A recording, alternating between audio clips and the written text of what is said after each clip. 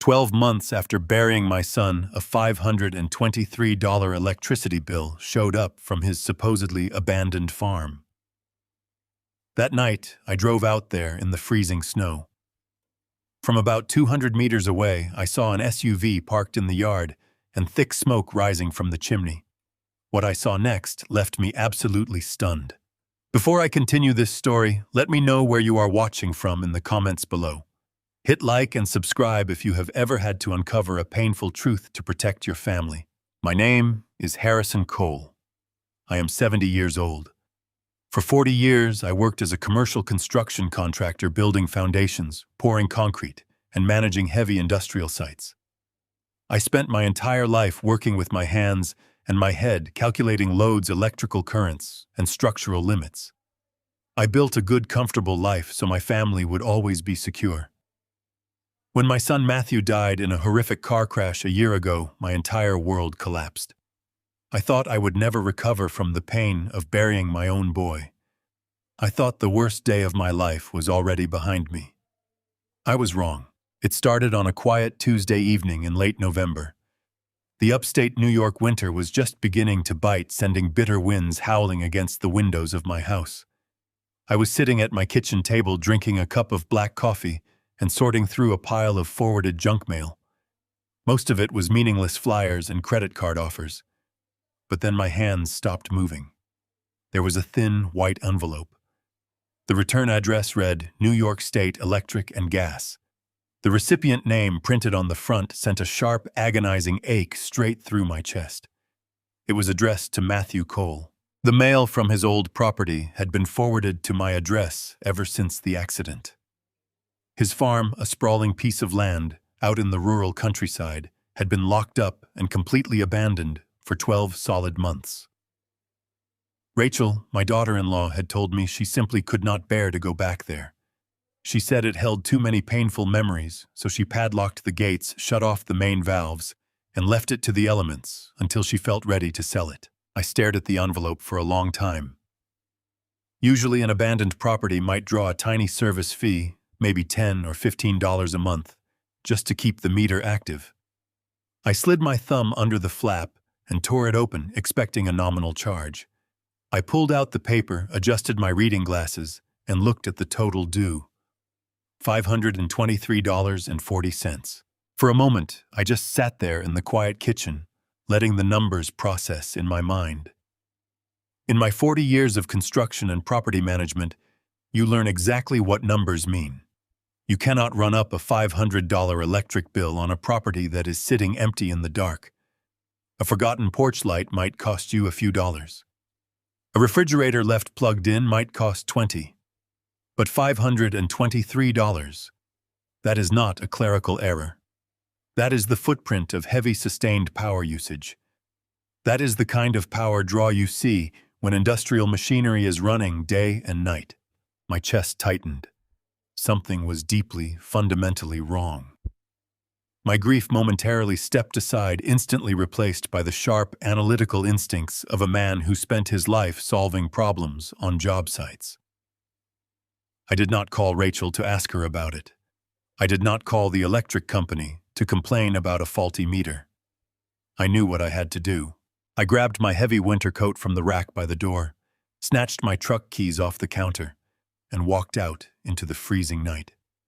The wind hit me immediately, carrying thick flakes of snow that stung my face, but I barely felt the cold. I climbed into my truck, turned the ignition, and threw it into drive. The farm was located about 40 minutes outside of town, situated at the end of a long, winding dirt road surrounded by dense pine trees. The drive felt like an eternity. The rhythmic thumping of the windshield wipers clearing the heavy snow matched the anxious beating of my heart. My mind raced through endless possibilities. Were there squatters? Had someone broken in and set up a camp? Or was it something else? Every mile brought a new wave of dread, mixing with the lingering grief of losing Matthew. As I turned onto the final stretch of the rural highway leading to the property line, I made a calculated decision. I did not drive all the way up to the main gate. If there was someone trespassing on my dead son's property, I did not want to announce my arrival with blazing headlights and the loud roar of an engine. I pulled my truck off onto a narrow, hidden logging trail about 200 meters away from the main entrance. I turned off the engine, killed the lights, and sat in the total darkness for a moment, listening to the wind howling through the pines. I reached into the glove compartment and pulled out my heavy-duty binoculars. Stepping out of the truck, the snow crunched loudly beneath my boots. The air was absolutely freezing, biting through my thick coat, but my focus was entirely on the farm at the end of the road. I walked slowly and carefully through the tree line, using the shadows of the woods to mask my approach. When I finally reached a vantage point that gave me a clear view of the property, I raised the binoculars to my eyes and adjusted the focus dial. The breath caught in my throat. The farm was not abandoned, not even close. The main house was dark, but the massive corrugated steel woodshop, located at the back of the property, was completely lit up. Bright, harsh industrial lights spilled out from the edges of the heavy metal doors. And then I saw it. Thick, dark smoke was billowing continuously from the exhaust chimney of the shop. Someone was running the heavy-duty wood stove inside, keeping the massive space warm. I lowered the binoculars for a second, rubbing my eyes, thinking the blowing snow was playing tricks on my vision. I raised them again. My hands began to shake, and it was not from the freezing temperature. Parked directly in front of the illuminated woodshop, sitting heavy and silent in the falling snow, was a vehicle. It was a black Ford Explorer. I zoomed in close, focusing past the falling snowflakes, my eyes locked onto the rear bumper. I stared at the custom license plate. The letters and numbers burned themselves into my memory. My stomach dropped into a bottomless pit. I felt physically sick, as if all the oxygen had been instantly sucked out of the freezing winter air. It was exactly the same make, the exact same model, and it bore the exact same custom license plates as the vehicle my son had been driving on the night he died. The police reports, the insurance adjusters, the paramedics, they had all told me Matthew's car was completely crushed, a mangled wreck of steel that had to be sold for scrap metal. Yet here it was, sitting perfectly intact, running hot enough that I could see the faint wisp of exhaust curling from the tailpipe into the freezing night air. I stood frozen in this tree line, the snow accumulating on my shoulders. How was this possible? Was I losing my mind? Had the grief finally pushed me over the edge into hallucinations? I took a step forward, my heavy boots crunching loudly in the deep snow, determined to march down there and tear those barn doors open. I needed to know who was inside. I needed to know why my dead son's vehicle was parked at his supposedly abandoned farm. I took another step, the anger rising hot and sharp in my chest, completely overriding my fear. But before my foot could even hit the ground again, a sudden sharp vibration startled me. In the dead, silent isolation of the snowy woods, the buzzing of the cell phone in my coat pocket felt as loud as a siren. I froze, my heart leaping into my throat. I quickly scrambled, shoving my cold, trembling hand deep into my pocket to silence the noise before whoever was in that barn could hear it. I pulled the phone out, shielding the bright glare of the screen with my other hand. I looked down at the caller ID, expecting it to be a telemarketer or a wrong number. The name flashing brightly on the screen made my blood run absolutely cold. It was Rachel. My daughter-in-law was calling me at 2 in the morning, right at the exact moment I was standing in the dark, staring at my dead son's ghost car. I scrambled backward into the thick protective cover of the pine trees, my boots sinking deep into the powdery snow. My aging heart hammered wildly against my cold ribs.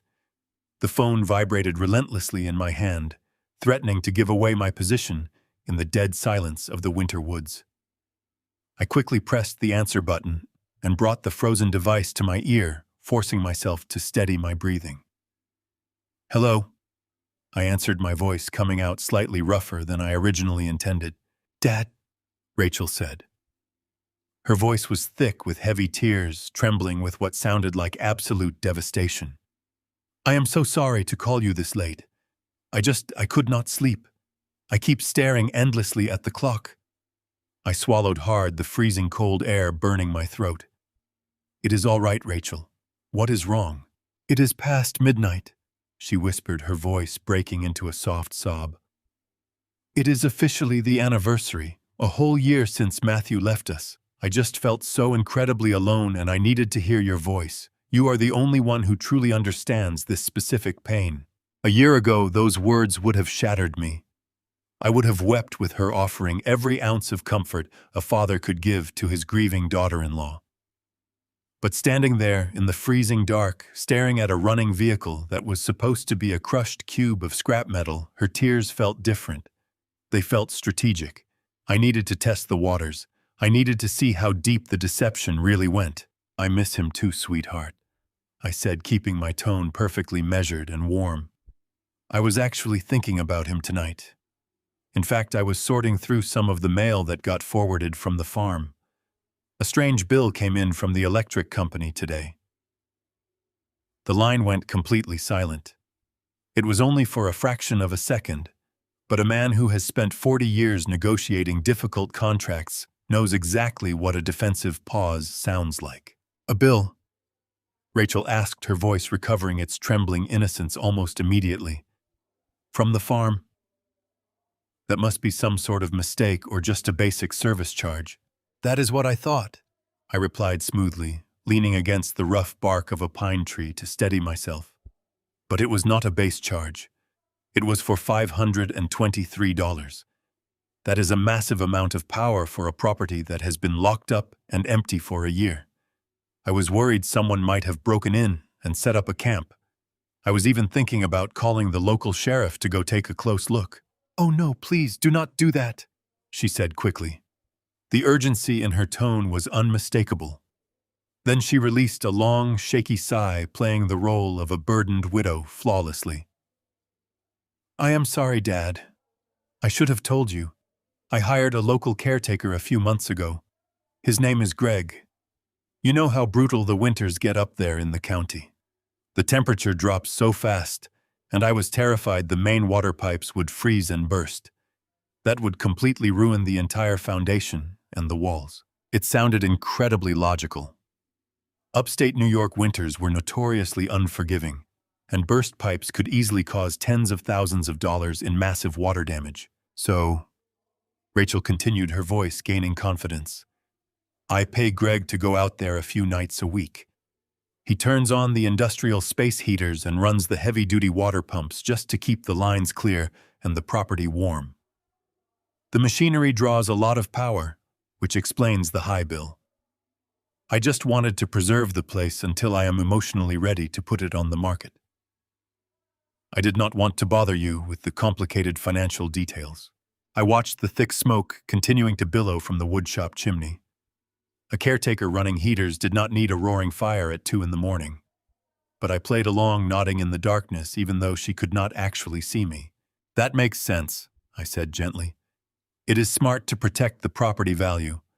But Rachel, there was also a notice from the Department of Motor Vehicles mixed in with the mail. It was a registration renewal for a black Ford Explorer. Matthew's car was completely totaled in the wreck. Why would there be an active registration sent directly to the farm? This time, the silence on the other end lasted longer. When she finally spoke, she let out a loud, agonizing cry that echoed through the phone speaker. It was a masterpiece of pure emotional manipulation. I am so embarrassed. She wept, her words tumbling out between heavy gasps for air. I could not let it go, Dad. I received the life insurance payout a few months ago, and my therapist suggested I find healthy ways to cope. But I was driving past a dealership, and I saw it. It was the exact same year, the exact same model, the exact same black paint as Matthew's car. I bought it in cash. I even paid to have the custom vehicle license plates transferred. She paused to blow her nose, painting a vivid picture of a woman drowning in sorrow. I know it sounds completely crazy. I know it is unhealthy. But sometimes I just sit in the driver's seat and close my eyes and I pretend he is still here. I could not bear to keep it in my driveway in the city where my neighbors would ask questions. So I parked it up at the farm. I let Greg the caretaker use it to haul firewood and supplies when he is actively working on the property. Please do not think I am insane. I closed my eyes and let the freezing wind hit my face. The lie was absolutely flawless. It perfectly explained the massive power bill, the smoke from the chimney, and the ghost car parked in the snow. It played directly on a grieving father's desperate desire to protect his remaining family. "I do not think you are crazy, Rachel," I said softly, forcing every ounce of paternal warmth I had left into my voice. "Grief makes us do complicated things. Get some sleep. We will surely talk more tomorrow." "Thank you, Dad. I really love you," she whispered before disconnecting. I lowered the phone and exhaled a long breath. For a fleeting second, I actually wanted to believe her. I wanted to turn around, walk back to my truck, and drive straight home. I took one heavy step backward into the deep snow. Suddenly, a blinding, brilliant flash of blue light erupted from the frosted windows of the metal woodshop. It flickered intensely, casting sharp, jagged shadows across the snow-covered yard, accompanied by a faint, very violent crackling sound. My own blood immediately turned to pure ice. That was not a space heater. That was the unmistakable flare of a high-voltage arc welder. Caretakers do not weld heavy structural steel at 2 o'clock in the morning. I did not run.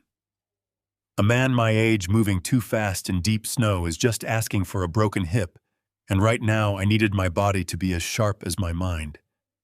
I carefully retraced my steps through the dense pine trees, keeping my head down against the biting wind, leaving the humming woodshop and its flashing blue lights behind me. I climbed back into the freezing cabin of my truck, turning the ignition over as quietly as possible. I drove the 40 minutes back to my house in complete silence. I did not even turn on the heater. I needed the freezing air to keep me completely alert. My contractor intuition was screaming at me. A high-voltage arc welder draws an incredible amount of electricity. It requires a dedicated 220-volt circuit and pulls massive amperage. You only use a machine like that when you are fusing heavy structural steel or modifying heavy machinery. A caretaker hired to keep pipes from freezing does not need industrial welding equipment. Rachel had lied to me. She had lied with the effortless perfection of someone who had practiced the lines in a mirror. But why? What was actually happening out there in the dark? When I finally pulled into my driveway, the digital clock on the dashboard read 3:15 in the morning. I unlocked my front door and walked directly past the staircase leading up to my bedroom. Sleep was completely out of the question. I went straight down the hall into my home office and turned on the small brass desk lamp. The room was filled with heavy metal filing cabinets holding 4 decades of my commercial construction business records, along with a separate, heavily secured drawer that contained everything regarding Matthew. I unlocked that specific drawer and pulled out the thick manila folder labeled with my son's estate settlement. I spread the heavy stack of papers across the polished oak surface of my desk. I needed to see the numbers. Numbers do not weep and numbers do not lie. I started sifting through the bank statements, the life insurance payouts, and the final debt clearance forms that Rachel had handed me exactly 8 months ago. My eyes scanned every single printed line, desperately searching for the hidden crack in the foundation. My gaze locked onto a specific bank transfer receipt. It was a withdrawal from my primary retirement account for exactly $300,000. I remembered the day I signed that wire transfer, as if it were yesterday. Rachel had come to my house looking frail, pale, and completely exhausted. She had sat in the exact chair across from my desk, sobbing uncontrollably into her hands. She told me that Matthew had secretly taken out massive lines of credit with private material suppliers right before his accident. She claimed he bought hundreds of thousands of dollars in raw steel concrete and heavy lumber for a massive commercial project that never actually got off the ground because he died. According to Rachel, the private lenders were threatening to place a lien on her house and seize everything Matthew had worked so hard to build. I could not bear the thought of my son's legacy being tarnished by unpaid debts. I could not let his young widow lose her home. So, I went to the bank the very next morning and wired her the $300,000 in cash to clear his name. I did not ask for a single receipt. I did not demand to see the supplier invoices. I just paid it, trusting my grieving daughter-in-law completely. But looking at the paperwork now, knowing she had just lied to me about an industrial welding operation out at the supposedly abandoned farm, a sickening realization washed over me. If the car parked in the snow was a lie, and the late-night caretaker was a lie, then the massive material debts were likely a massive lie, too. I needed to know exactly what she did with my $300,000. I sat down in my heavy leather chair and booted up my desktop computer. The monitor cast a pale, cold glow across the dark room. As a retired contractor, I still retained my login credentials for the New York State Commercial Licensing Database. It is a highly secure portal used by commercial developers to verify the bonding insurance coverage and active status of any builder operating within the state limits. When a registered contractor passes away, their license is supposed to be immediately frozen and eventually dissolved by the state board during the probate process. I typed my password, navigated to the search directory, and entered Matthew Cole into the query bar. I added his specific federal employer identification number from the estate folder just to be perfectly accurate and avoid any administrative duplicates. I hit the enter key and waited for the page to load. I expected to see a bold red banner reading deceased or legally inactive. Instead, the page refreshed with a bright green status indicator. The word active sat proudly at the top of the digital screen, mocking my grief. My jaw tightened so hard my teeth physically ached. Matthew's commercial contracting license had not been frozen by the state authorities. It had been officially renewed just 4 months ago. I clicked on the Recent Activity tab, and my stomach plummeted into a deep abyss.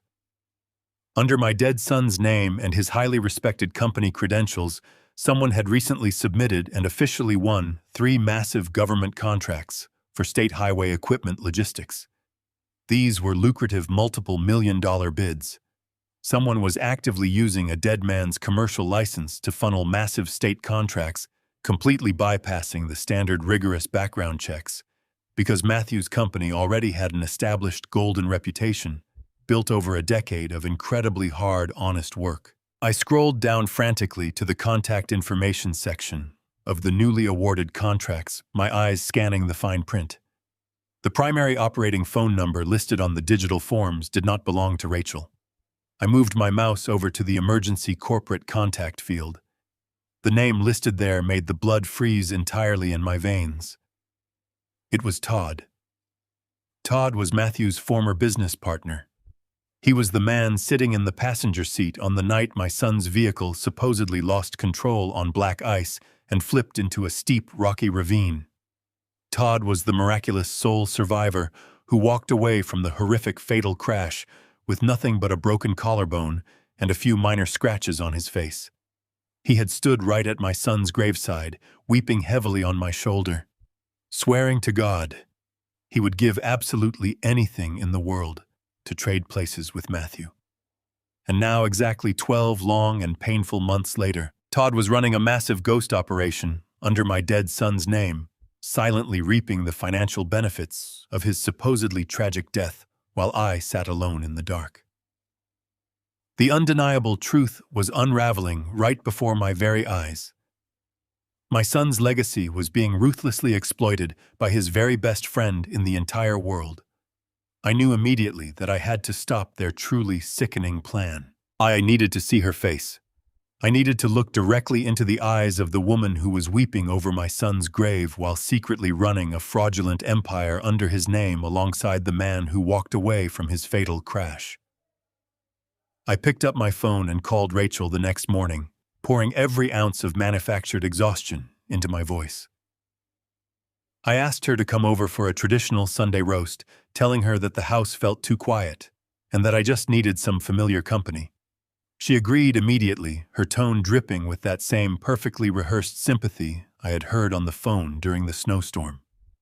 I spent the weekend preparing the meal, keeping my hands busy, chopping vegetables and seasoning the meat, so my mind would not tear itself apart with rage. When the doorbell finally rang on Sunday afternoon, I took a deep breath, buried my anger deep in my chest, and opened the door. Rachel stood on my front porch wearing a somber black wool coat and a plain gray scarf, looking exactly like the grieving widow the world expected her to be. She offered me a fragile, brave smile and stepped inside, bringing the cold autumn air with her. But my eyes are trained to notice the smallest structural details, the things that do not belong. As she handed me her coat, I saw it. Resting on her arm was a matte black leather handbag. I may be a retired contractor, but I know luxury when I see it. It was a Hermes Birkin bag, a limited edition piece that required months on a waiting list and cost more than a brand new pickup truck. A woman supposedly drowning in her late husband's construction debt does not casually carry a $30,000 purse to a Sunday dinner. I hung her coat in this hallway closet without saying a word about the bag. We walked into the dining room, and I pulled out her chair, playing the role of the frail, lonely father-in-law to absolute perfection. As she reached across the table to pour herself a glass of water, her gray sweater sleeve rode up just a fraction of an inch. A heavy gleam of polished gold caught the warm light of the dining room chandelier. It was a brand new Rolex watch, the kind of heavy diamond-encrusted timepiece that executives buy to celebrate massive corporate acquisitions. She quickly pulled her sleeve down, a brief flash of panic crossing her face, but she quickly masked it with another sad smile. I served the roast, keeping the conversation light and nostalgic at first. I asked about her week, and she gave me a practiced, sorrowful rundown of how difficult it was to manage the house alone, how the grief still hit her in unpredictable waves. I nodded sympathetically, eating my food while a cold disgust settled in my stomach. It was time to test the waters. I steered the conversation toward my past, talking about how much the construction industry had changed since I retired. I mentioned that an old buddy of mine was complaining about equipment rental costs. I intentionally threw out a wildly inaccurate number, claiming that leasing a standard Caterpillar excavator was currently running about $1,200 a week. I shook my head, acting bewildered by the fabricated inflation, stating that no honest contractor could possibly turn a profit with overhead costs sitting that incredibly high. Before Matthew died, Rachel did not know the difference between a backhoe and a bulldozer. She had absolutely zero interest in the logistics of heavy machinery or the financial realities of commercial contracting. But now she did not even hesitate. Without missing a single beat, she took a sip of her red wine and shook her head, a confident, slightly arrogant smile touching her lips. She looked me right in the eye and casually corrected my math. She stated that $1,200 a week was a massive underestimation for the current market. She smoothly explained that a Caterpillar 320 series actually commands closer to $3,000 a week, depending heavily on the specific hydraulic attachments and the total operating hours logged on the engine. She even threw in a passing comment about how domestic supply chain issues were driving up the secondary market value of used industrial loaders. As the highly technical words flowed out of her mouth, she suddenly realized exactly who she was talking to. She stopped abruptly, her eyes darting down to her plate. The confident businesswoman vanished, replaced instantly by the stuttering, grieving widow. She quickly mumbled something about having read a random article online recently and tried to desperately change the subject back to the cold weather. I just smiled, nodded, and let her ramble. The trap had successfully snapped shut. The bait was taken. She possessed highly specialized knowledge of the heavy equipment, market knowledge she could only acquire by actively managing a massive industrial operation. The rest of the evening passed in a blur of fake pleasantries. I played the tired old man, perfectly yawning and mentioning that my joints were aching from the cold. Rachel seized the opportunity to make her exit, claiming she had an early morning appointment and needed to get some rest. I walked her to the front door, fetching her heavy black wool coat from the hallway closet. As I held it out for her to slip her arms into the sleeves, she moved a bit too quickly. Her hand caught the edge of the deep side pocket. A small, crumpled piece of white paper dislodged from the fabric and fluttered silently down to the hardwood floor, landing right near the edge of the entry rug. Rachel did not notice it fall. She wrapped her scarf tightly around her neck, gave me one final tragic, trembling hug, and walked out into the chilly night. I stood in the doorway, watching her climb into a sleek silver sedan and drive away down the quiet suburban street. Once her taillights disappeared around the corner, I closed the heavy wooden door and locked the deadbolt. I looked down at the floor. I slowly bent down my knees, popping slightly in the quiet house, and picked up the crumpled piece of paper. I smoothed it out under the bright light of the entryway chandelier. It was an automated toll plaza receipt from the State Highway Authority. I stared at the printed ink, my heart turning to absolute ice. The toll booth location was exactly 2 miles away from the supposedly abandoned upstate farm. I checked the printed timestamp at the very bottom of the small slip. It was dated for the exact same night, at the exact same hour, that I had been standing in the freezing snow, staring at the flashing blue light of the arc welder. The lie was no longer just a suspicion. It was a tangible reality resting right in the palm of my hand. The woman who promised to honor my son's memory was actively destroying it.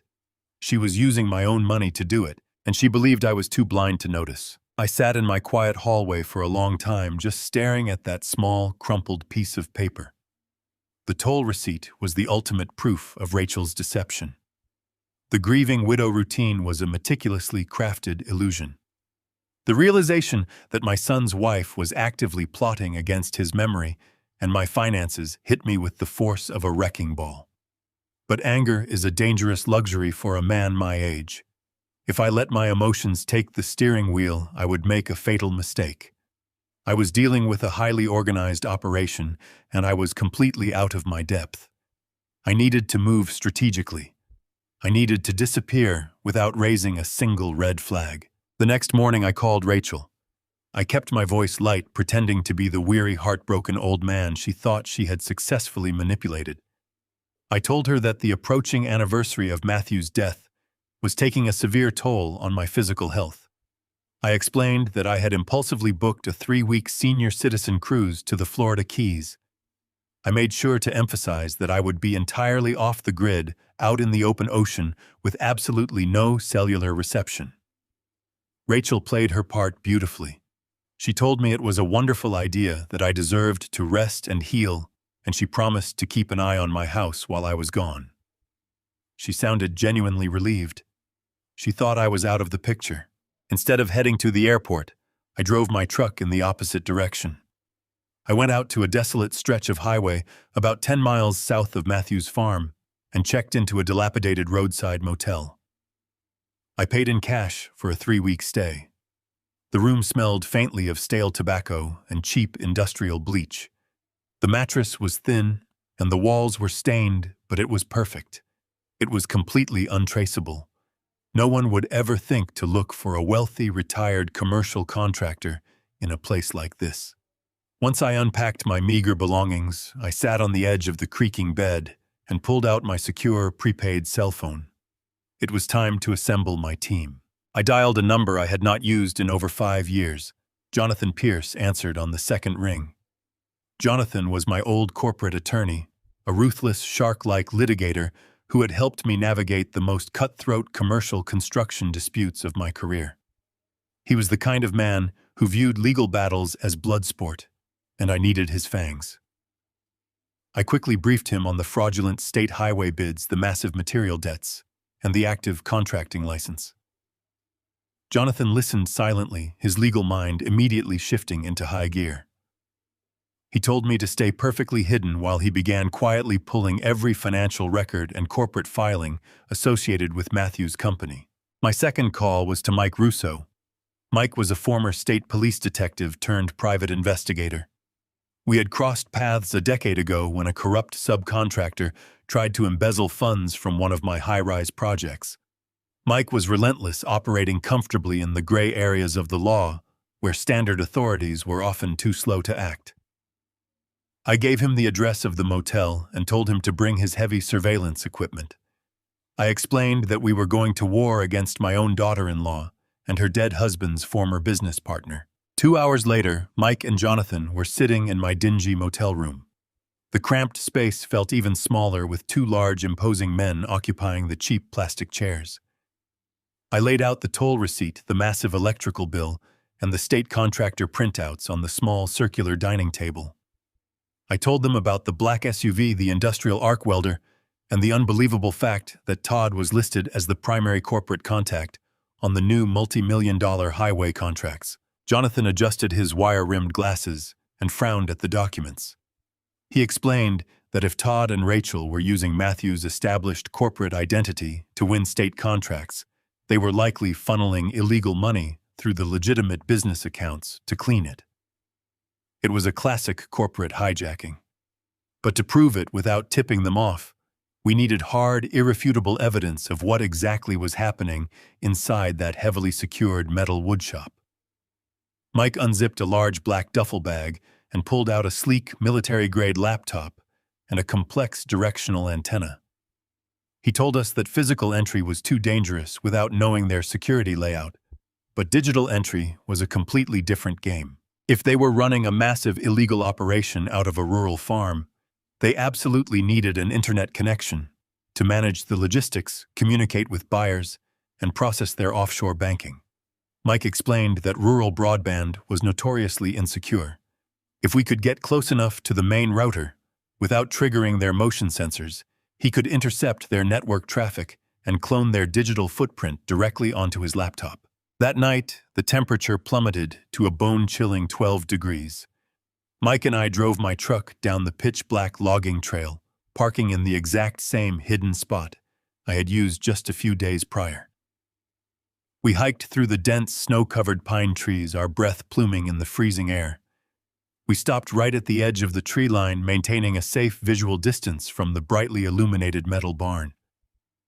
Smoke was once again pouring from the chimney, and the blue flashes of the arc welder strobed through the frosted windows. Mike crouched low in the deep snow, resting his heavy laptop on a flat tree stump.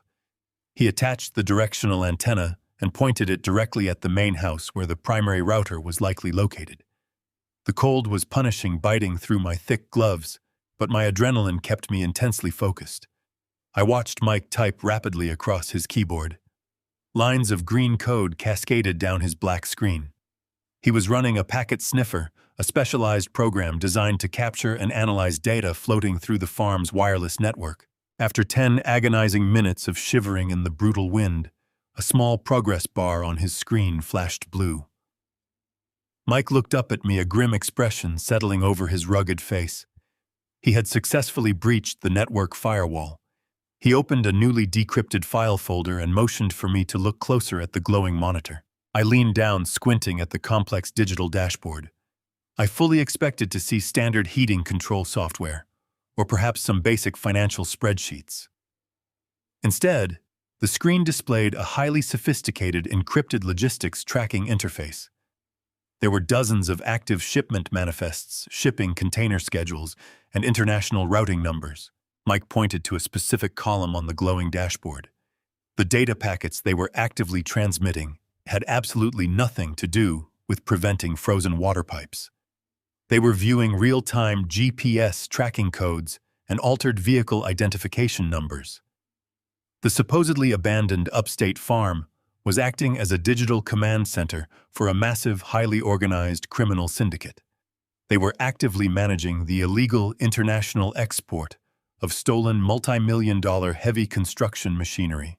We stayed completely crouched in the freezing snow-covered tree line for another long, agonizing 40 minutes.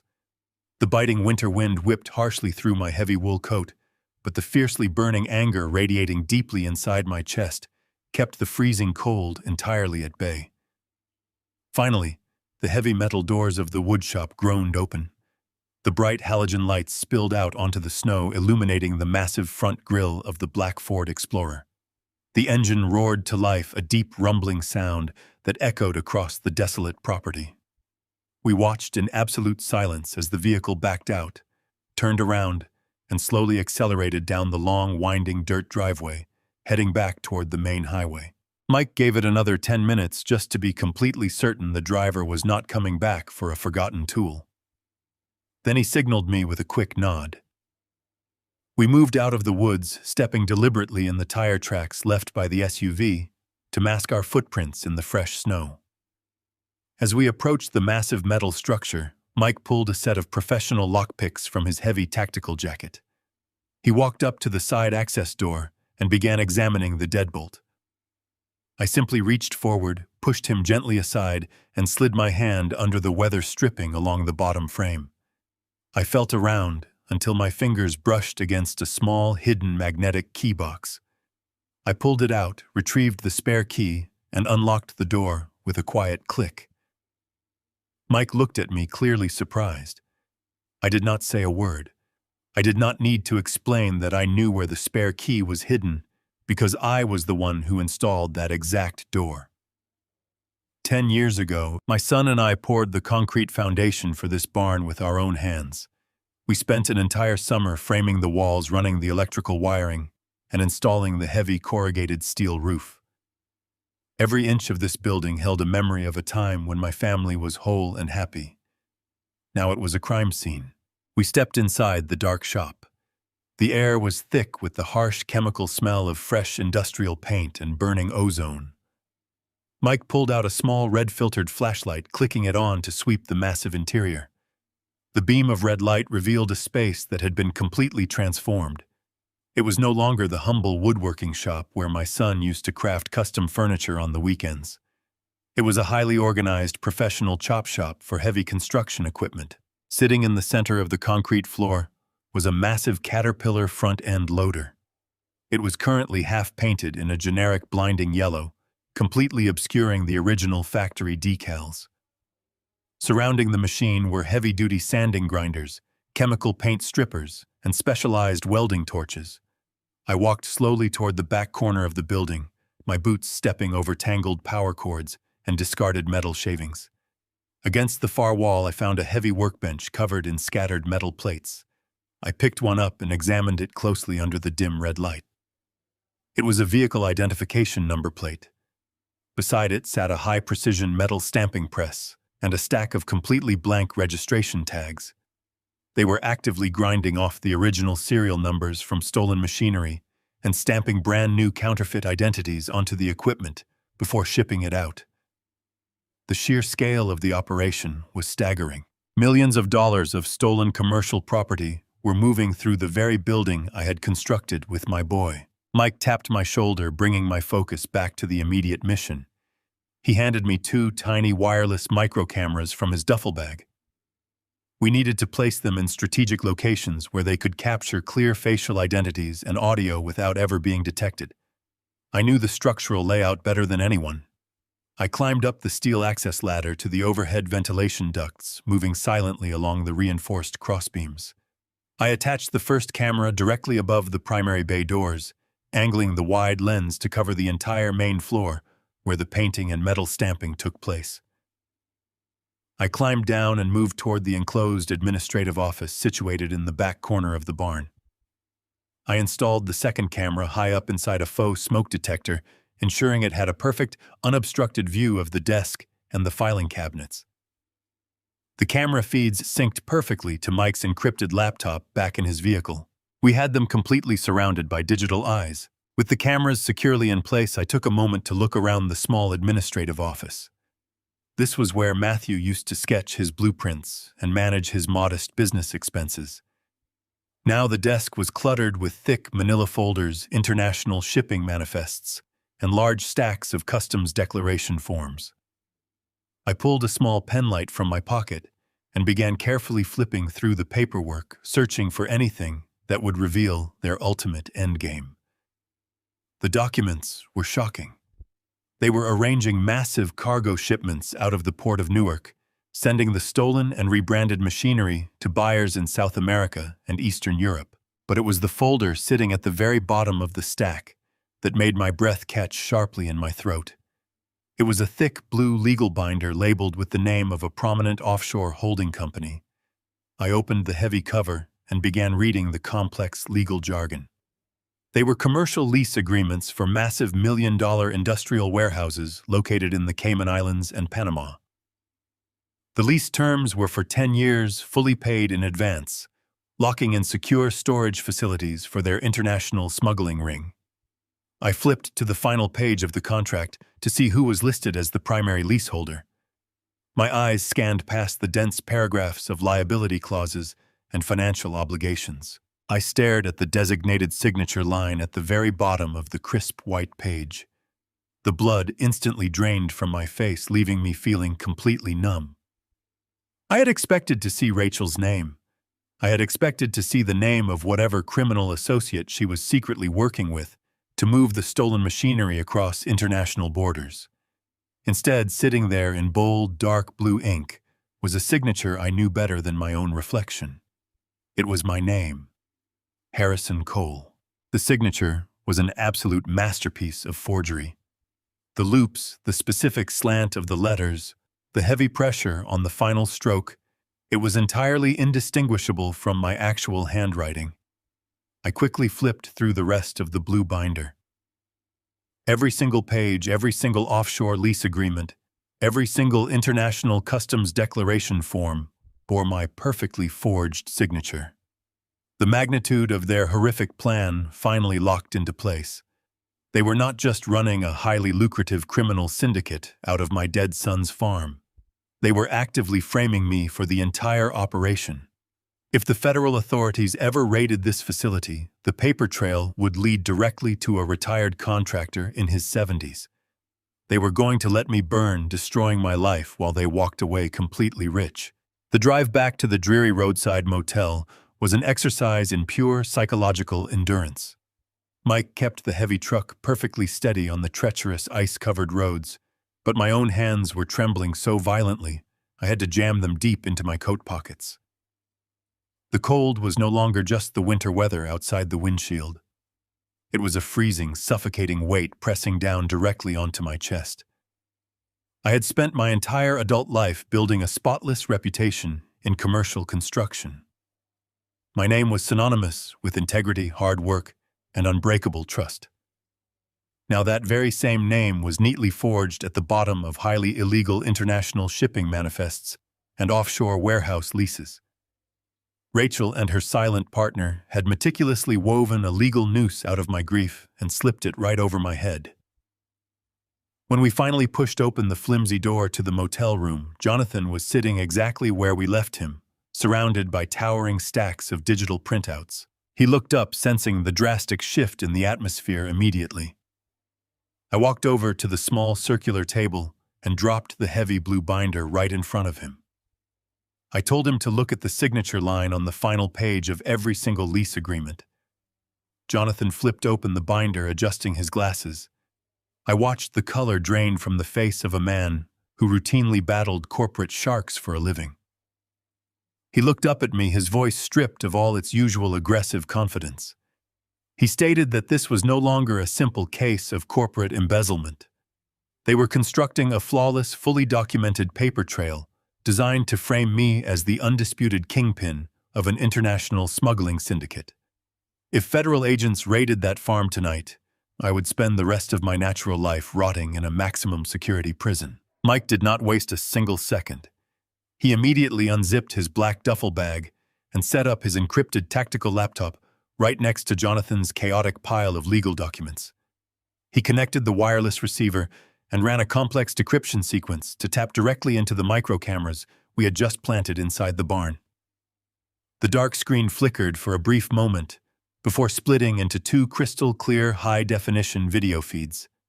The first angle showed a wide, sweeping view of the main concrete floor, capturing the massive, half-painted Caterpillar front-end loader and the various metal stamping tools scattered across the heavy workbench.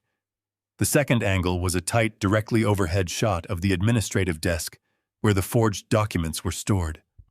The audio feed hissed softly through the small laptop speakers, broadcasting the ambient hum of the industrial space heaters and the faint rhythmic dripping of melting snow from the corrugated steel roof. We sat in the cramped, stale motel room, bathed entirely in the pale blue light of the computer monitor. The digital clock in the corner of the screen ticked past 4 a.m. Every passing minute felt like a physical weight pressing down on my exhausted shoulders. I stared at the empty, brightly lit barn, my mind racing through 1,000 different, fragmented memories. I thought about Rachel standing in my home just a few hours ago, clutching her $30,000 handbag, perfectly playing the role of the shattered, helpless widow. I thought about the $300,000 I had handed her in good faith, money she clearly used to seed this massive criminal enterprise. But most of all, I kept wondering about the phantom caretaker. Who was the man driving the black SUV who possessed the highly specialized mechanical skills required to strip and rebrand heavy industrial equipment? We sat in suffocating silence, our eyes glued to the glowing screen, waiting for the trap to spring. Suddenly, the low, distant rumble of a heavy engine echoed through the laptop speakers. Mike immediately leaned forward, his fingers hovering over the keyboard, hitting a quick command to enhance the audio gain. The distinct crunch of heavy tires rolling over packed snow grew steadily louder. On the first camera feed, the massive aluminum bay doors began to rattle slightly. A blinding sweep of bright white headlights pierced through the small frosted windows of the barn, throwing long, jagged shadows across the concrete floor. The vehicle had returned. The heavy engine idled outside for a long moment, filling the silent motel room with a low, menacing vibration. Then the side access door swung open. A towering figure stepped into the bright, harsh glare of the halogen lights. He was wearing a thick, black, insulated winter parka with a heavy hood pulled up tight over his head, obscuring his face completely from the high angle of the camera. He turned back to push the heavy door shut, locking the deadbolt with a loud metallic clack. He stood near the entrance, stomping the thick snow off his heavy work boots. The man moved with a familiar, confident swagger. He did not walk like a hired hand or a temporary caretaker checking on frozen pipes. He moved like a man who owned the building. He walked directly across the main floor, passing the massive Caterpillar loader without so much as a second glance, and headed straight toward the enclosed administrative office in the back corner. He entered the small office, stepping directly into the tight overhead frame of our second camera. He paused right in front of the desk, reaching up with gloved hands to pull back the heavy black hood of his parka. When he finally looked up, catching the harsh overhead light, the breath completely vanished from my lungs. The entire room started spinning. My hands gripped the edge of the cheap plastic table so hard, my knuckles turned a bruised, sickening white. It was Todd. It was Matthew's former business partner. The man who was sitting right next to my son when their truck supposedly hit a patch of black ice. The man who had survived the horrific crash with practically zero injuries. I felt violently ill. The memories crashed into my mind with ruthless force. I remembered Todd standing at the cemetery, in the freezing rain, dressed in a sharp black suit. I remembered him throwing his arms around my neck, sobbing uncontrollably onto my shoulder, loudly begging God for forgiveness, and dramatically swearing that he would dedicate the rest of his life to looking out for Rachel. It had all been an incredibly sick, calculated performance. He had not been mourning the tragic loss of a brother. He had been celebrating the successful removal of an obstacle. Todd casually tossed his wet gloves onto the desk and reached into his heavy coat. He pulled out a sleek, reinforced titanium briefcase and placed it directly under our hidden camera lens. He snapped the metallic latches open. The briefcase was packed completely to the brim with thick, banded stacks of crisp $100 bills. Todd leaned over the desk, pulling out the heavy bundles of freshly laundered cash, and began rapidly counting them with a cold, terrifying precision. The ultimate truth was undeniable. Todd was the undisputed mastermind of the massive chop shop. Mike shifted his weight in the cheap plastic chair, his eyes darting back and forth between the two live video feeds illuminating the dim motel room. The soft, rhythmic sound of Todd thumbing through the thick stacks of $100 bills echoed through the laptop speakers, sounding like a grotesque heartbeat. Jonathan sat perfectly rigid next to me, his brilliant legal mind undoubtedly cataloging every single felony being committed on the glowing screen. For several agonizing minutes, the only movement inside the massive metal barn was Todd methodically sorting the illicit cash into neat, calculated piles across the administrative desk. Then the heavy motion sensor lights near the primary bay doors flickered to life. A second set of headlights swept across the frosted windows, casting a brilliant white beam against the corrugated steel walls. The low hum of a smaller engine approached the building. I recognized the smooth, quiet purr immediately. It was the same sleek silver sedan that had pulled out of my driveway just a few hours ago. The side access door swung open, allowing a brutal gust of winter wind to scatter a few loose shipping manifests across the concrete floor. Rachel stepped into the brightly lit shop. She was still wearing the same somber black wool coat and plain gray scarf she had worn to my house for our traditional Sunday roast. But as she closed the heavy metal door behind her, securing the deadbolt with a swift, practiced motion, a sickening transformation took place. She unwound the scarf from her neck and shrugged off the heavy coat, tossing them carelessly onto a stack of wooden shipping pallets. Beneath the morning attire, she was wearing a sharp tailored crimson blouse and dark designer slacks. The frail, trembling posture she had maintained at my dining room table was completely gone. Her shoulders were pulled back, her chin was held high, and she walked with an undeniable predatory confidence. The grieving widow illusion evaporated into the freezing air, leaving behind a cold, calculating woman entirely at home inside a massive criminal chop shop. She did not look distressed, she did not look frightened, and she certainly did not look like a woman drowning in her late husband's supposed financial ruins. She looked absolutely victorious. I watched the screen in absolute paralyzing horror as she moved fluidly past the half-painted Caterpillar front-end loader, her expensive leather boots clicking sharply against the cold concrete floor. Todd looked up from his organized stacks of laundered cash, a wide, arrogant grin spreading across his face as Rachel approached the administrative desk. He did not offer her a polite nod or a respectful greeting. Instead, he stepped out from behind the cluttered desk, meeting her right near the massive metal tracks of the stolen bulldozer. Rachel did not hesitate. She closed the distance between them and threw her arms tightly around his neck. Todd wrapped his hands around her waist, lifting her slightly off the concrete floor as they engaged in a deep, passionate embrace. They kissed with a fierce, undeniable familiarity that made my stomach aggressively churn. This was not a new romance born out of shared grief. This was an established, deeply rooted intimacy that had clearly been burning long before my son was ever put into the frozen ground. Jonathan let out a low, disgusted breath beside me while Mike simply adjusted the audio dials, ensuring we captured every single word they were about to speak. They pulled apart, but Rachel kept her hands resting comfortably on Todd's broad chest. She tilted her head back and let out a bright, ringing laugh that echoed loudly through the hidden microphone. It was a joyful, carefree sound that I had not heard since before my son was lowered into the dark earth. "How was the miserable family dinner?" Todd asked, his voice dripping with intense condescension as he leaned back casually against the yellow steel frame of the bulldozer. Rachel rolled her eyes dramatically, waving her hand in the air as if dismissing a minor frustrating annoyance. "It was absolute torture," she replied, her tone sharp and completely devoid of the trembling sorrow she had performed exclusively for me. The old man cooked a dry roast and spent the entire evening acting like he belongs in a supervised assisted living facility. He complained about his joints constantly. He complained about the freezing weather. And he actually tried to tell me that leasing a standard excavator costs $1,200 a week. Can you even believe that I almost laughed right in his pathetic face?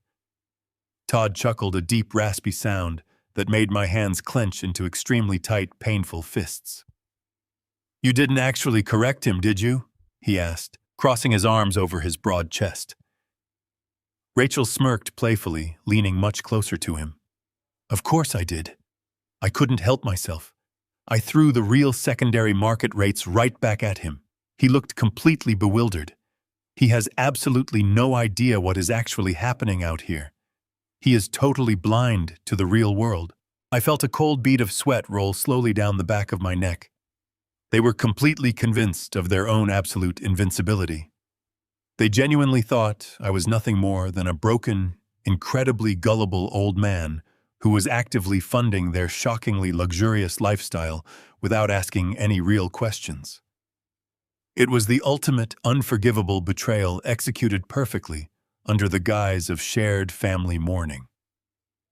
Todd finally pushed his weight off the bright yellow heavy machinery and walked back around the cluttered administrative desk, His greedy eyes locked instantly onto the massive titanium briefcase filled completely with illicit currency. He reached into the nearest stack of freshly laundered $100 bills and pulled out a remarkably thick, heavy bundle. He tossed it casually across the polished wooden surface directly toward Rachel. She caught it gracefully in one hand, her eyes gleaming with undisguised, profound greed as she flipped rapidly through the crisp paper money. Todd leaned his weight heavily onto the wooden desk, looking directly up toward the hidden ceiling camera without actually realizing it was securely planted there. A cruel, viciously mocking smile twisted his features into something truly monstrous and unforgivable. Rachel immediately threw her head back and laughed aloud once again, producing a remarkably harsh, fiercely biting sound that completely and irrevocably shattered whatever tiny lingering fragment of paternal hope I had somehow left remaining deep inside my battered chest. She tucked the massive bundle of stolen cash directly into her expensive leather handbag, shaking her head in deep amusement. "He genuinely believes Matthew was an absolute failure who ruined the business," she stated smoothly. "He thinks he saved me. We will bleed his remaining accounts completely dry before the state boards finally catch up to the fraudulent licensing." Todd nodded, completely confident and undeniably ruthless. He slowly turned his head and stared blankly toward the ceiling, looking straight into our hidden camera lens, while actively making his final, absolutely crushing and undeniably heartless closing statement. Todd said, his voice echoing loudly, "The old fool's $300,000 bought us the first 3 stolen loaders. He literally funded his own son's replacement." The audio feed hissed in the motel room, but the words hung in the air like poison. "The old fool's $300,000 bought us the first 3 stolen loaders. He literally funded his own son's replacement." I sat completely frozen in the cheap plastic chair. My aging lungs simply refused to pull in enough oxygen. The sheer magnitude of the betrayal was so profoundly unnatural that my mind actively struggled to process the raw cruelty of it. Rachel was not just an opportunistic widow who had fallen into bed with her dead husband's friend. She was a deeply malicious architect of my complete destruction. I had handed over my savings to protect my son's honor, and they used my grieving love to build a criminal empire. Jonathan Pierce slowly reached over and gently closed the lid of Mike's laptop, immediately cutting off the sickening video feed. He looked at me with pure, unadulterated resolve. He stated that we needed to stop looking at the emotional wreckage and start dismantling their foundation. Jonathan pulled his computer from his briefcase and opened it on the table. He firmly told me that arrogant criminals always make mistakes when they get overly confident with large sums of stolen cash. If Rachel and Todd were truly arrogant enough to openly admit how they allocated my specific funds, Jonathan could meticulously follow that financial bloodline and see exactly where every single dollar went. For the next 3 long hours, Jonathan executed a brilliant masterclass in forensic corporate accounting. He utilized the router footprint Mike had intercepted to access the offshore banking portals Todd was using. He traced the initial wire transfer I sent to Rachel 8 months ago. We watched the digital ledger slowly unfold right before our eyes. Rachel immediately moved my $300,000 into an account registered under a shell company. From there, the stolen money heavily fragmented. Jonathan successfully tracked the largest chunks, verifying that a significant portion was indeed sent to international heavy equipment brokers, completely validating Todd's boast about purchasing the stolen front-end loaders. But Jonathan's eyes narrowed sharply as he highlighted a strange, irregular anomaly in the financial ledger. $75,000 from my initial transfer had been diverted away from the equipment purchases. It had been wired into a separate domestic holding account. Jonathan ran a cross-reference on the receiving account and pulled up a registration form. The money had been deposited into a consulting firm owned by a man named Arthur Vance. Jonathan frowned, tapping his pen aggressively against the plastic table. He dug deeper into the public records, pulling up Arthur Vance's official licensing credentials. When the full profile loaded onto the bright screen, Mike Russo suddenly leaned forward, releasing a sharp, heavy breath. He pointed directly at the digital photograph of a man with a thick gray mustache. Mike knew him. Arthur Vance was a corrupt, disgraced former highway patrolman who currently operated as an independent crash investigator. He specialized in writing manipulated accident reconstruction reports for shady insurance claims and corporate liability defenses. My blood ran completely cold. I remembered seeing Arthur Vance's name at the bottom of the police report regarding Matthew's accident. He was the independent specialist who officially ruled that my son had simply lost control of his truck on a dangerous patch of black ice. Jonathan quickly highlighted the transaction dates. The timeline was absolutely damning. Arthur Vance had received an initial payment of $25,000 just 3 days after Matthew's vehicle plunged into the rocky ravine. The $75,000, the money siphoned from my wire transfer, was a delayed secondary payout. It was a massive blackmail fee. They were using my own money to keep the man who investigated my son's death completely quiet. I stood up from the cheap plastic chair, my knees popping loudly in the quiet room. The truth was crystallizing in my mind, forming a picture so dark that it threatened to break my sanity. If Rachel and Todd had to pay a crash investigator over $100,000 in money, then Matthew's fatal crash was never an accident. Mike slammed his laptop shut and grabbed his tactical jacket. He looked at me with cold, dangerous eyes. He stated that we were not going to wait for the federal authorities to build a case against a cop. We were going to pay Arthur Vance a personal visit right now. We left Jonathan at the motel to continue archiving the digital evidence. Mike and I climbed into my truck and drove silently through the freezing night. Mike utilized his contacts to pinpoint Arthur Vance's location. The investigator operated out of a park on the outskirts of the city. We pulled into the empty parking lot just before dawn. Vance's rusted sedan was the only vehicle parked outside an office building. We approached the heavy glass door. Mike did not bother knocking. He produced a tool and bypassed the lock in a matter of seconds. We stepped into the office. Arthur Vance was sitting behind a cheap metal desk, nursing a glass of whiskey, staring at a glowing monitor. He looked up, his eyes widening in terror, as Mike locked the door behind us and calmly pulled the heavy blinds shut. Mike walked right across the room and slammed a stack of ledgers onto Vance's desk.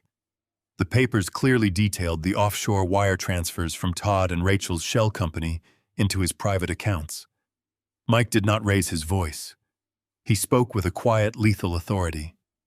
He told Vance that we had hacked the entire offshore syndicate, that the federal government would be seizing all of his assets by the end of the week, and that he was currently looking at 20 years in a federal penitentiary for accessory to corporate fraud and money laundering. Arthur Vance began to hyperventilate. His heavy chest heaved and sweat poured down his face. He stammered frantically, claiming that he was just a hired consultant, that he only wrote the reports he was paid to write, and that he had absolutely no idea how deep the criminal syndicate truly went. He swore he was just taking a standard payoff to look the other way on a simple insurance claim. I slowly stepped out from the shadows near the doorway and walked up to his desk. I leaned down, placing both of my hands flat on the cold metal surface, bringing my face inches from his terrified features. I told him my name. I told him I was Matthew Cole's father. I demanded to know exactly what he found when he pulled my son's truck out of that frozen ravine. Vance looked deeply into my eyes and saw zero mercy. He began to weep, a pathetic sound that echoed loudly in the small office. He confessed that when he carefully examined the undercarriage of the crushed vehicle, the primary brake lines had not ruptured from the violent impact of the crash. They had been intentionally severed with wire cutters before the truck ever left the driveway. He looked at me trembling violently and delivered the final truth. He sobbed that it was not an accident at all. Todd and Rachel had brutally murdered Matthew to take over the entire company. The absolutely sickening words hung heavily in the stale air of the small office like a massive physical weight. Murder. My son had not died in a tragic winter accident on a treacherous patch of black ice. He had been brutally executed by the woman he loved and the man he trusted with his livelihood. For a brief, terrifying second, the edges of my vision darkened. The floor beneath my heavy boots felt as though it were collapsing into an endless, terrifying void. A powerful wave of intense, sickening nausea rolled fiercely through my stomach, threatening to bring me completely to my knees. The urge to scream out my agony, to wrap my hands tightly around Arthur Vance's throat and squeeze until he stopped breathing, was completely overpowering. But I did not move a single solitary inch. I did not shed a single visible tear. 40 years in commercial construction had fundamentally wired my brain to respond to catastrophic structural failures with absolute discipline.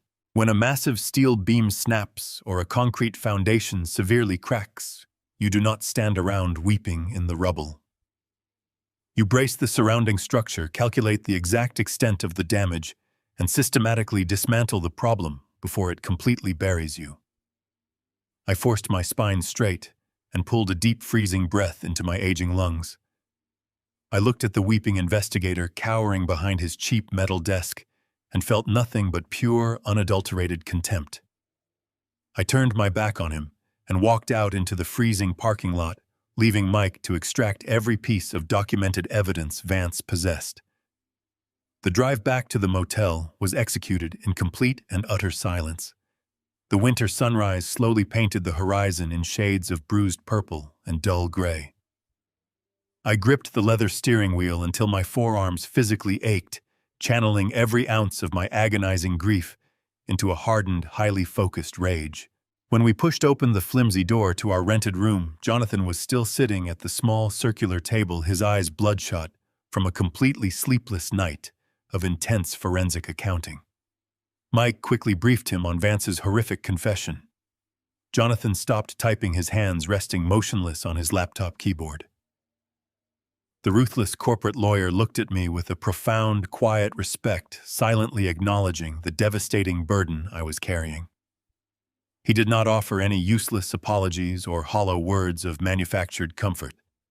Instead, he simply tapped his computer screen and informed us that the offshore digital router was still highly active. Todd and Rachel had remained inside the secure metal barn for the entire duration of the night. I walked over to the desk and pulled up a cheap plastic chair. I leaned heavily forward, locking my eyes onto the high-definition video feeds streaming live from the remote upstate farm. The interior of the massive woodshop was bathed in the harsh glare of industrial halogen lighting. The stolen Caterpillar loader sat silently in the center of the concrete floor. On the secondary camera angle, Todd and Rachel were seated close together behind Matthew's old wooden desk, poring over a sprawling mess of international logistics paperwork. The audio receiver hissed quietly, picking up the clear, rhythmic tapping of Todd's pen against the hard desk surface. They were wide awake, fueled by dangerous adrenaline and the intoxicating promise of massive illegal wealth. I forced myself to watch the screen, suppressing the violent urge to smash the monitor to pieces. I needed to know exactly how they planned to finalize their operation. I needed every single detail of their exit strategy. I sat perfectly still and listened closely as the two people who murdered my only child casually plotted their final move. Todd leaned back in the heavy leather office chair, running his hands through his dark hair. He sounded exhausted but deeply satisfied. He tapped a thick stack of printed customs declaration forms and stated that the overseas transport ship was officially scheduled to leave the main commercial port in exactly 4 days.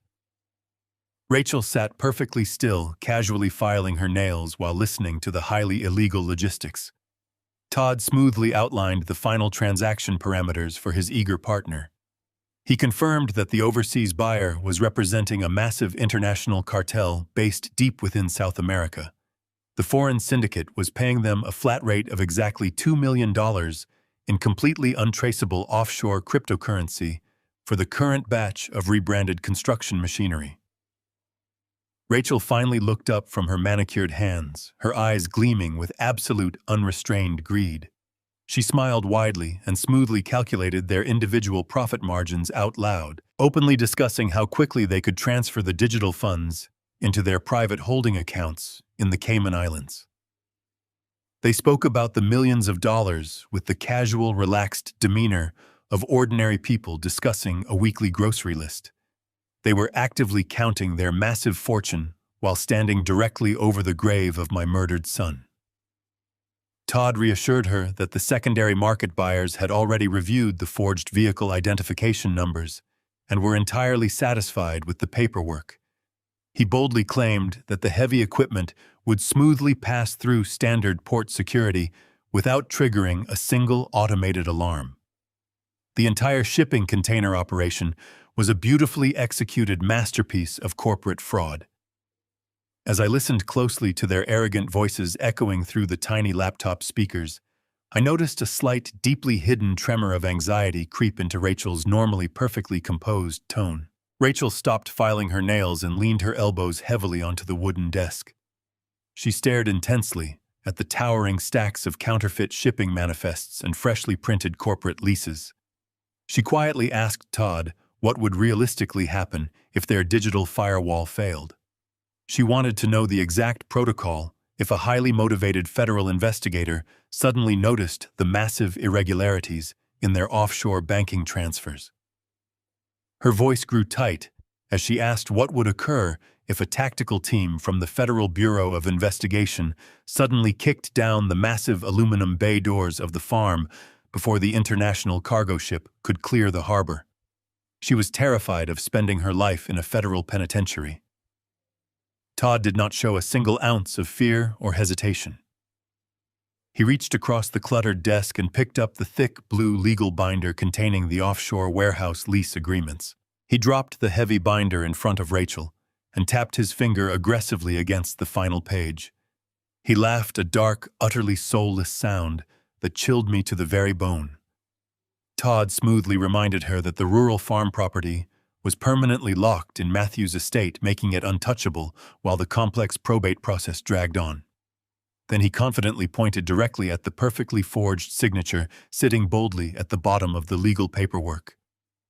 He looked at Rachel, his voice completely devoid of any human empathy, and stated his final devastating guarantee. He told her clearly that the farm was in Matthew's name, but the equipment leases were entirely in Harrison's name. He smiled wickedly and proudly declared that if the FBI kicks down the door, the 70-year-old takes the fall. We take the cash and disappear. The sheer weight of Todd's chilling declaration hung suspended in the stale air of the motel room, thick and suffocating. They had literally factored my freedom into their profit margins.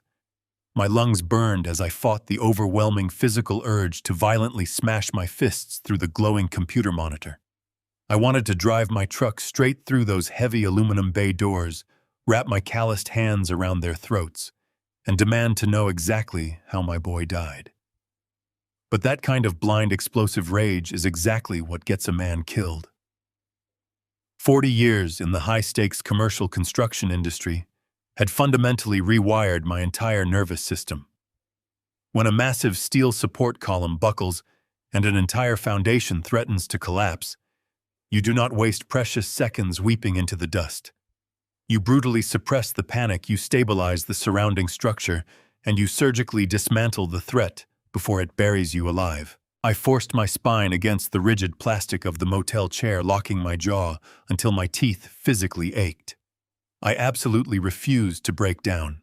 I would not grant them the satisfaction of my destruction. I pulled a long, jagged breath of cheap motel air into my lungs and focused every single ounce of my remaining energy entirely on the glowing screen. Mike and Jonathan watched me in complete reverent silence, instinctively understanding that the grieving father had just vanished completely, replaced by a man preparing for absolute war. On the primary camera feed, Todd shifted his weight against the bright yellow frame of the stolen Caterpillar loader, his eyes sweeping across the massive chop shop floor with deep, terrifying satisfaction. He turned his attention back to Rachel, smoothly transitioning from the cold reality of their frame up to the incredibly lucrative logistics of their immediate exit strategy. He confirmed that the overseas holding company had successfully verified the routing numbers for the $2 million crypto transfer. The international cartel operating deep out of South America was entirely pleased with the customized vehicle identification numbers. Todd explained that the shipping containers were fully secured and would be loaded onto the massive commercial freighter at the port of Newark in exactly 96 hours. Rachel leaned her elbows onto the wooden desk, vibrating with a greedy, toxic adrenaline. She quickly calculated their exact offshore profit margins out loud, gleefully discussing how they would permanently disappear to a private gated compound in Costa Rica the very moment the digital funds cleared. They spoke about their impending fortune with the casual, relaxed demeanor of ordinary tourists planning a simple weekend getaway. They were celebrating their magnificent victory while standing directly on top of the blood-soaked empire they had violently ripped from my dead son. But as the conversation shifted away from the international logistics, a sudden sharp edge of raw anxiety crept into Rachel's perfectly manicured voice. She stood up from the heavy leather office chair and began pacing nervously across the tight frame of the hidden ceiling camera. Her expensive designer heels clicked rapidly against the cold concrete floor. She crossed her arms tightly over her crimson blouse, her brow furrowing with genuine concern. She told Todd that she was deeply worried about the immediate timeline. The foreign cartel payout was still 4 agonizing days away, and they urgently needed liquid capital to physically pay off the corrupt port officials and harbor inspectors who were facilitating the container loading process. Rachel bit her lower lip, glancing nervously toward the dark windows of the barn. She stated that they had completely drained the initial $300,000 I had given her. The only available capital left to cover the massive bribes was my protected union pension fund. But Rachel was terrified. She argued that pulling hundreds of thousands of dollars directly from my personal retirement accounts would trigger massive banking alerts. She reminded Todd that I was a meticulous, highly disciplined contractor who checked his financial statements religiously. She panicked frantically, whispering that if I noticed the missing pension funds before the cargo ship officially left the harbor, I would immediately call the state authorities, effectively burning their entire operation to the ground before they could escape to the tropics. Todd simply laughed. It was a dark, incredibly vicious sound that echoed loudly through the tiny laptop speakers, completely devoid of any recognizable human empathy. He pushed himself off the heavy construction equipment and walked slowly back to the administrative desk. He reached into his thick winter parka and pulled out a heavily sealed manila medical envelope. He tossed it casually onto the desk right in front of Rachel's trembling hands. He told her to stop panicking like an amateur.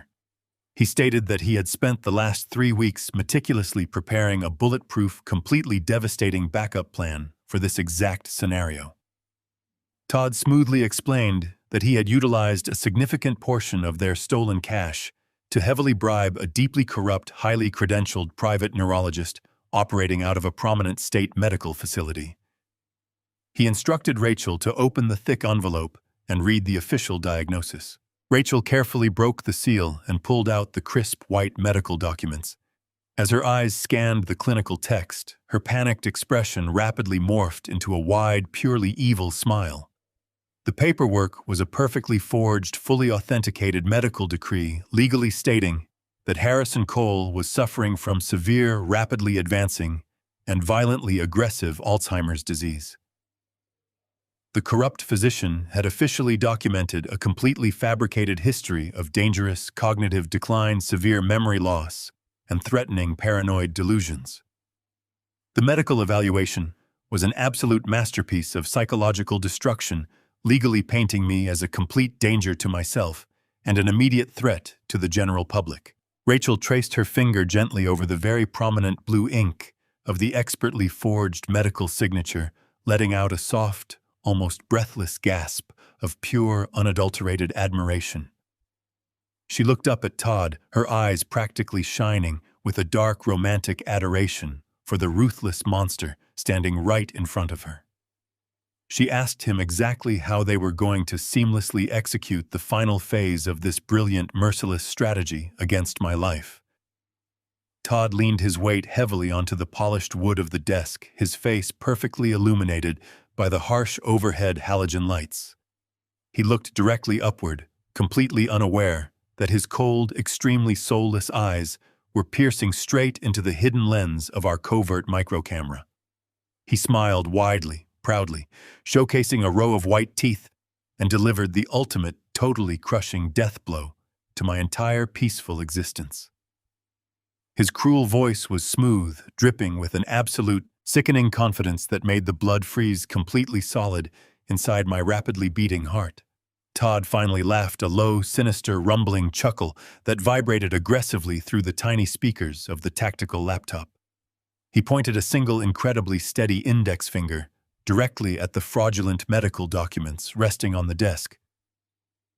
"We do not have to worry about the old man noticing the missing pension funds," Todd declared with absolute chilling, terrifying certainty. "We freeze his accounts, throw him in a state-operated psych ward, and become his legal conservators by Friday." The absolute magnitude of that deeply depraved statement hung suspended in the stale, suffocating air of the tiny motel room. They were not merely satisfied with stealing my entire life savings or dismantling my unblemished professional reputation. They were actively conspiring to strip away my basic human autonomy legally, declaring me insane and locking me away in a heavily medicated nightmare for the rest of my natural existence. The breathtaking cruelty of their meticulous plan washed over me in freezing, heavy waves. I stared at the bright screen of the tactical laptop, watching Rachel smile back at Todd with pure, unadulterated adoration. She did not display a single trace of hesitation or moral conflict. The woman I had graciously welcomed into my home, the grieving widow I had held, while she openly wept over my son's grave, was enthusiastically celebrating the impending theft of my freedom. Beside me, Jonathan Pierce let out a sharp, ragged breath, his legal mind clearly struggling to process the profound depth of their malice. Mike Russo remained perfectly still, his hardened features carved out of solid stone, his eyes locked on the live video feed. I gripped the fragile plastic edges of the cheap folding table until my knuckles burned with sharp agony. Every single fiber of my aging body vibrated with a raw, explosive fury that I had never experienced before in my entire life.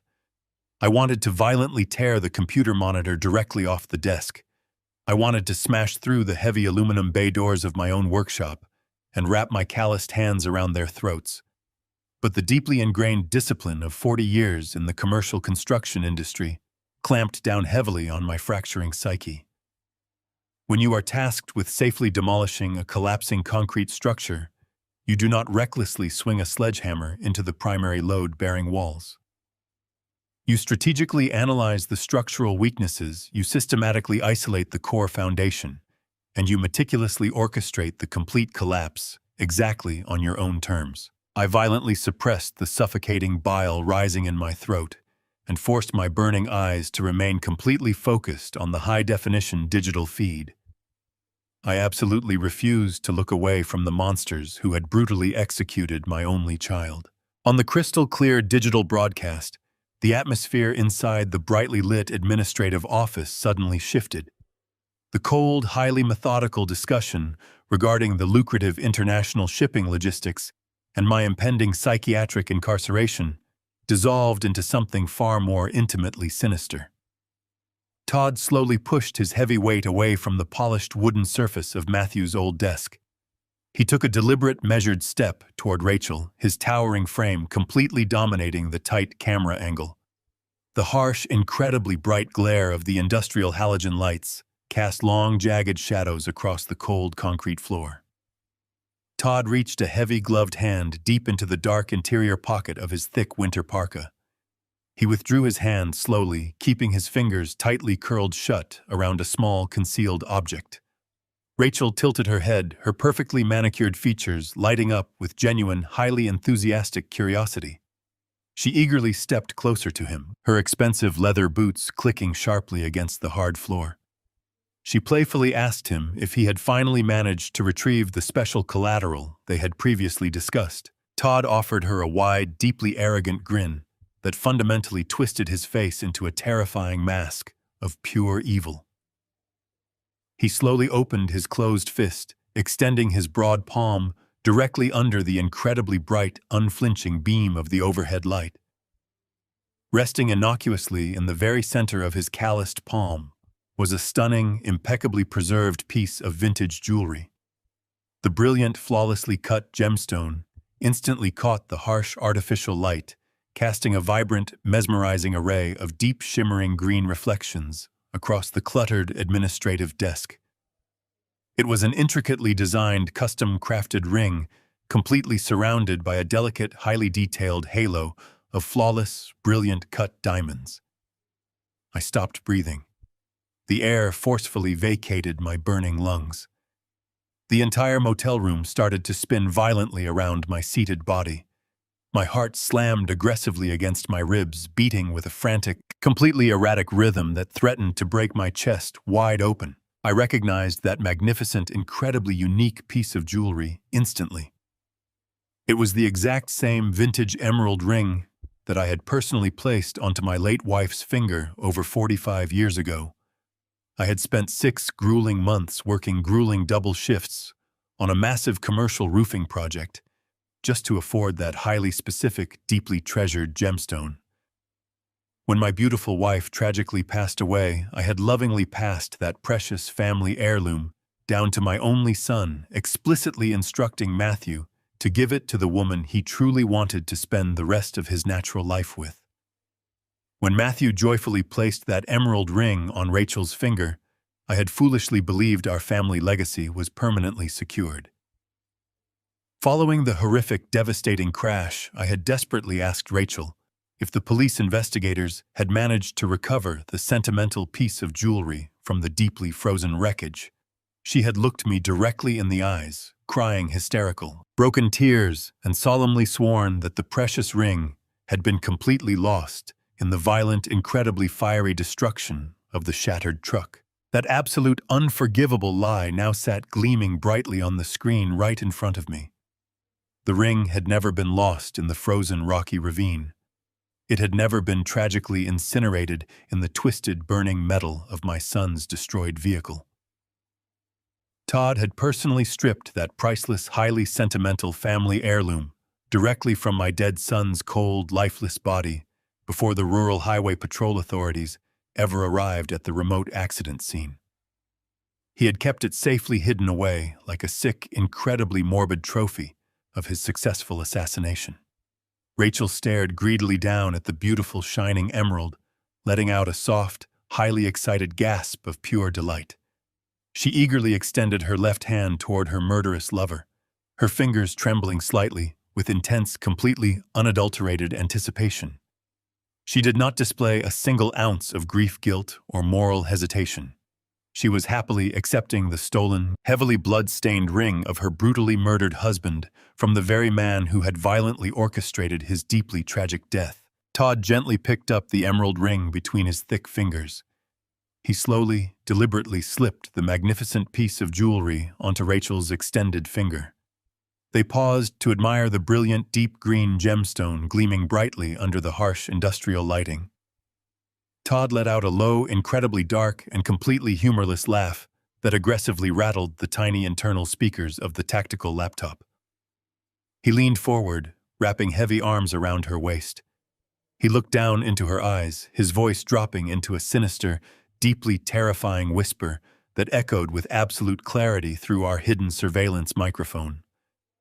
Todd smiled wickedly, devoid of any basic human empathy, and stated his final, utterly soul-crushing confession. Matthew begged me to pull the handbrake while he was bleeding out. I just turned up the radio. The digital screen instantly went black. I turned off the monitor.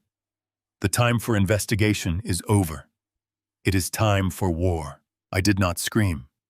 I did not throw the heavy laptop against the cheap wood paneling of the motel room, nor did I collapse onto the thin carpet to violently weep for my murdered son. The time for raw, paralyzing grief had officially expired perfectly, replaced by a cold, highly calculating, and absolute necessity for total destruction. I had spent 4 long decades pouring concrete foundations and erecting massive steel frameworks, learning very early on that achieving genuine structural integrity requires immense patience, deliberate planning, and zero emotional interference. When a building is actively collapsing around you, panic is an absolute death sentence. I took a deep, incredibly steadying breath, feeling the freezing winter air fill my aging lungs, and forcefully compartmentalized the overwhelming, suffocating agony tearing at my chest. Jonathan Pierce and Mike Russo watched me in absolute, highly respectful silence, silently waiting for my definitive command. I stared at the dark computer monitor, firmly locking the haunting memory of my late wife's vintage emerald ring deep inside my mind, and I simply nodded. We immediately went to work. For the next several agonizing hours, the cramped, poorly lit motel room transformed entirely into a highly disciplined, meticulously organized tactical command center. We did not speak a single solitary, unnecessary word. Mike silently downloaded every single frame of high-definition video and crystal-clear audio from the hidden micro-cameras we had secretly planted inside the massive metal barn. He rapidly created triple-encrypted digital backups on heavy-duty solid-state drives, permanently ensuring that Todd and Rachel's sickeningly arrogant conversations, their highly passionate embraces over stolen industrial machinery, and their incredibly detailed discussions of international shipping logistics were permanently and securely archived. Jonathan worked relentlessly beside him, aggressively, finalizing the massive, undeniable digital paper trail. He perfectly compiled the highly illegal offshore banking routing numbers, the completely counterfeit vehicle identification plates, and the heavily documented, highly suspicious wire transfers, directly linking my rapidly draining pension funds to the severely corrupt, deeply disgraced crash investigator. Finally, we forcefully added Arthur Vance's clearly recorded, completely terrified homicide confession to the very top of our sprawling digital pile. We had successfully and surgically isolated every single load-bearing pillar of their incredibly lucrative, blood-soaked criminal syndicate. We possessed the absolute motive, the undeniable method, and the staggering, overwhelmingly irrefutable financial proof of a highly orchestrated, premeditated corporate homicide. The dark foundation of their incredibly complex lies was completely exposed, actively primed, and entirely ready to be violently detonated. But we urgently needed a wrecking ball massive enough to absolutely shatter their carefully constructed world instantaneously. Jonathan closed his thick leather binder and pulled out his highly encrypted cellular phone. As an incredibly ruthless, highly successful corporate attorney, he possessed a sprawling, deeply embedded network of extremely powerful government contacts. He expertly bypassed the local and county authorities, entirely keenly knowing that municipal jurisdictions could easily become severely compromised or endlessly entangled in frustrating, highly restrictive bureaucratic delays. Instead, Jonathan made a direct, highly secure call to a deeply specialized federal task force operating quietly out of the regional government field office. He specifically contacted a senior federal agent explicitly tasked with aggressively dismantling complex, highly lucrative interstate racketeering operations and financially motivated corporate homicides. Jonathan did not mince his extremely carefully chosen words. He calmly, clearly, and methodically laid out the absolute staggering scale of the illegal operation. He detailed the millions of dollars in highly stolen, heavy construction equipment, the beautifully forged offshore warehouse lease agreements drafted explicitly in my name, and the definitive, completely undeniable forensic proof of a deliberately staged, fatal accident. He rapidly sent a heavily encrypted, tightly condensed digital packet containing our primary highly damning evidence directly to the senior federal agent. We sat together in the incredibly quiet, freezing motel room, listening intently to the heavy, suffocating silence as the federal authorities actively verified the overwhelming, undeniable magnitude of the brutal intelligence we had just delivered. Less than 40 long minutes later, the senior federal agent called Jonathan back. The specialized task force was completely and entirely mobilized. The sheer, terrifying weight of our compiled evidence, particularly the brazen, highly calculated murder of a civilian strictly to facilitate an international heavy machinery smuggling ring, had instantly triggered an immediate maximum priority federal response. They were fully prepared to rapidly deploy a heavily armed, highly trained tactical unit to aggressively raid the rural farm property. However, the seasoned senior agent clearly outlined one absolute, strictly non-negotiable strategic requirement for a flawless, legally perfect sting operation: to permanently secure watertight, completely inescapable federal indictments that would successfully lock Todd and Rachel away in a maximum security penitentiary for the entire remainder of their natural lives. The authorities urgently needed to catch them completely red-handed in the exact middle of their massive transaction. The federal agents could not simply raid an entirely empty storage barn or mistakenly arrest a completely ignorant low-level associate. The specialized federal task force strictly required both Todd and Rachel to be physically present inside the massive chop shop at the exact same moment, completely surrounded by the highly stolen industrial loaders actively possessing the freshly forged international shipping manifests, and physically holding the massive, heavily reinforced titanium briefcase filled entirely to the brim with illicitly laundered cash. The federal agents absolutely needed the ruthless masterminds to be completely isolated and totally trapped within their own highly illegal environment. I knew exactly how to successfully deliver them directly to the federal authorities without raising a single suspicion. I reached into the deep pocket of my heavy winter coat and pulled out my personal cellular phone. I urgently needed to quickly feed Rachel the exact, highly specific narrative she desperately wanted and needed to hear.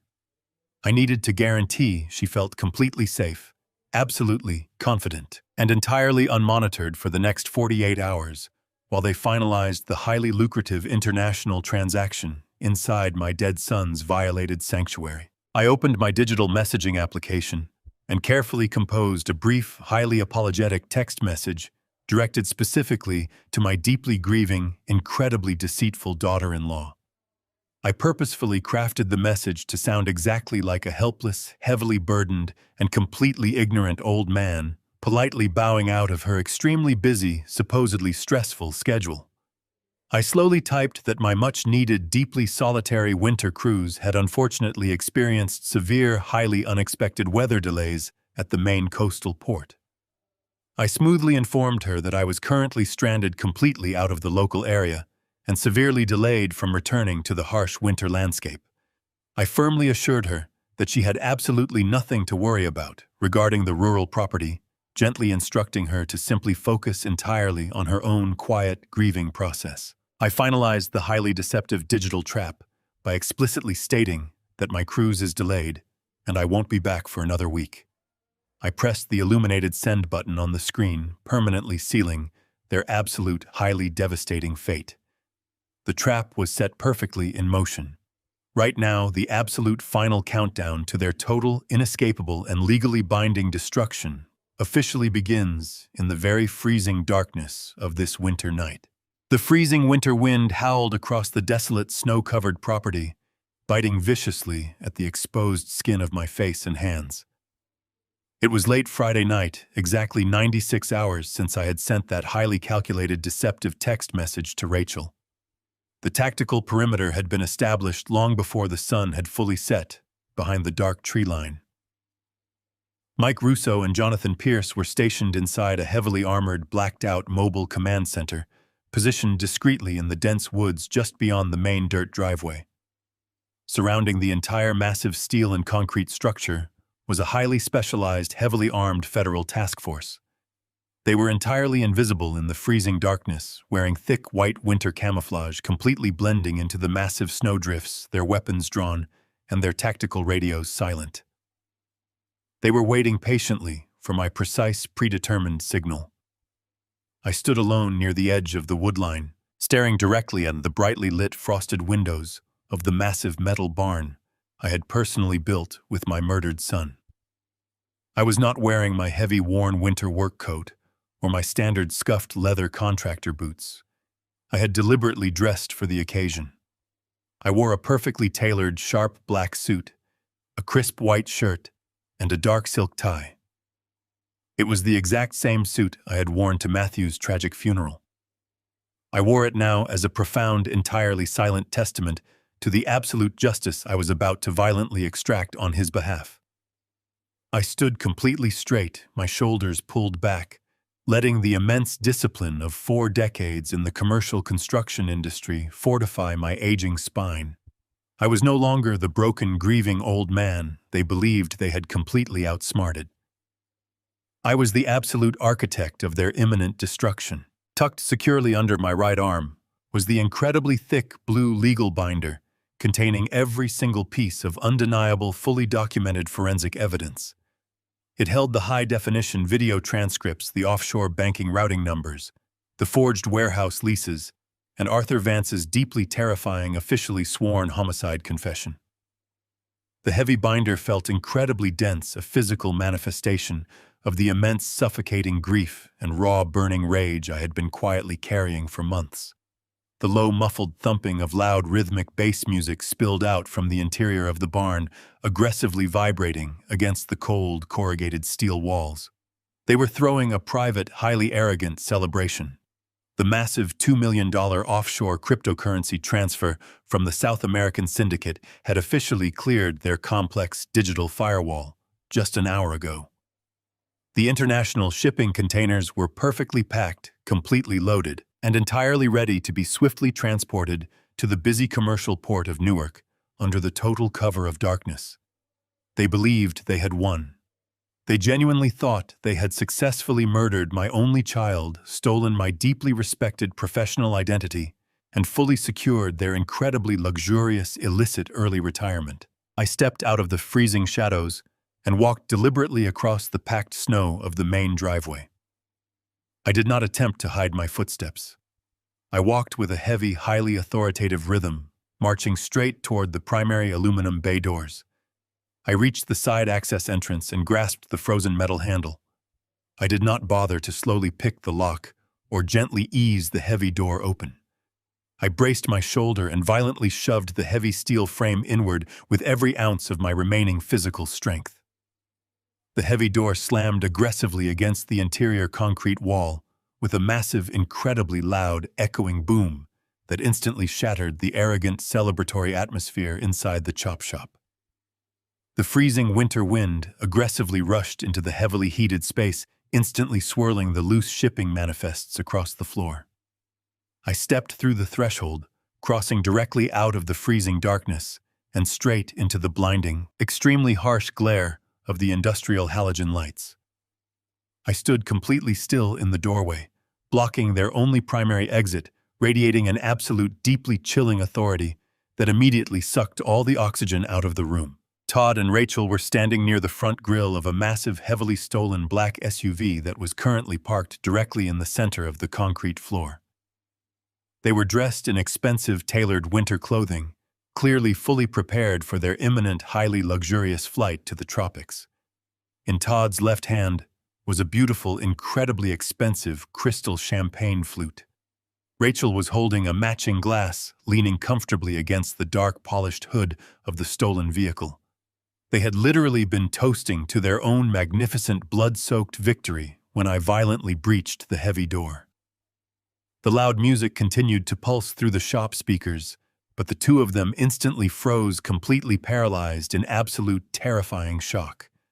The color rapidly drained from Todd's face, transforming his usually arrogant, aggressive features into a pale, sickening mask of pure, unadulterated panic.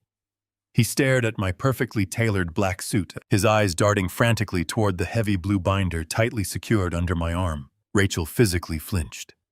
The expensive crystal champagne flute slipped directly through her trembling, perfectly manicured fingers. The delicate glass hit the hard concrete floor, violently shattering into 1,000 tiny, glistening pieces. The bright, bubbly liquid splashed heavily across the toes of her expensive designer boots. For one brief, highly desperate second, pure terror flashed across her widened eyes. But then the deeply ingrained, incredibly sociopathic instinct for total self-preservation instantly kicked in. I watched in absolute silent disgust as she physically rearranged her facial features. She forced her tense, panicked shoulders to completely relax. She rapidly painted a wide, incredibly fake, deeply trembling smile across her face, frantically attempting to pivot directly back into the sweet, highly vulnerable, innocent daughter-in-law persona she had meticulously maintained for months. She took a hesitant, unsteady step toward me, her voice pitching up into a high, artificial tone of manufactured relief. "Dad!" Rachel gasped loudly, throwing her empty hands up in the air in a theatrical, highly exaggerated display of immense surprise. "Oh my God, what are you doing here? I thought you were in Florida. Your text message specifically said the winter cruise was delayed and you would not be back for another entire week." She let out a short, breathless laugh, glancing nervously at Todd, before looking back at my completely hardened, entirely stoic face. "You completely startled us. We were just down here finalizing some of Matthew's old, confusing shipping logistics before we packed up the office." She took another slow, calculated step toward me, her fake smile trembling violently at the edges. "Why are you wearing a suit, Dad? Are you okay?" I did not speak a single word. I did not acknowledge her pathetic, highly desperate theatrical performance. I maintained absolute, terrifying eye contact, my gaze burning with a cold, completely unforgiving wrath. I walked slowly, deliberately past Todd's paralyzed, trembling frame. I approached the front of the stolen black SUV.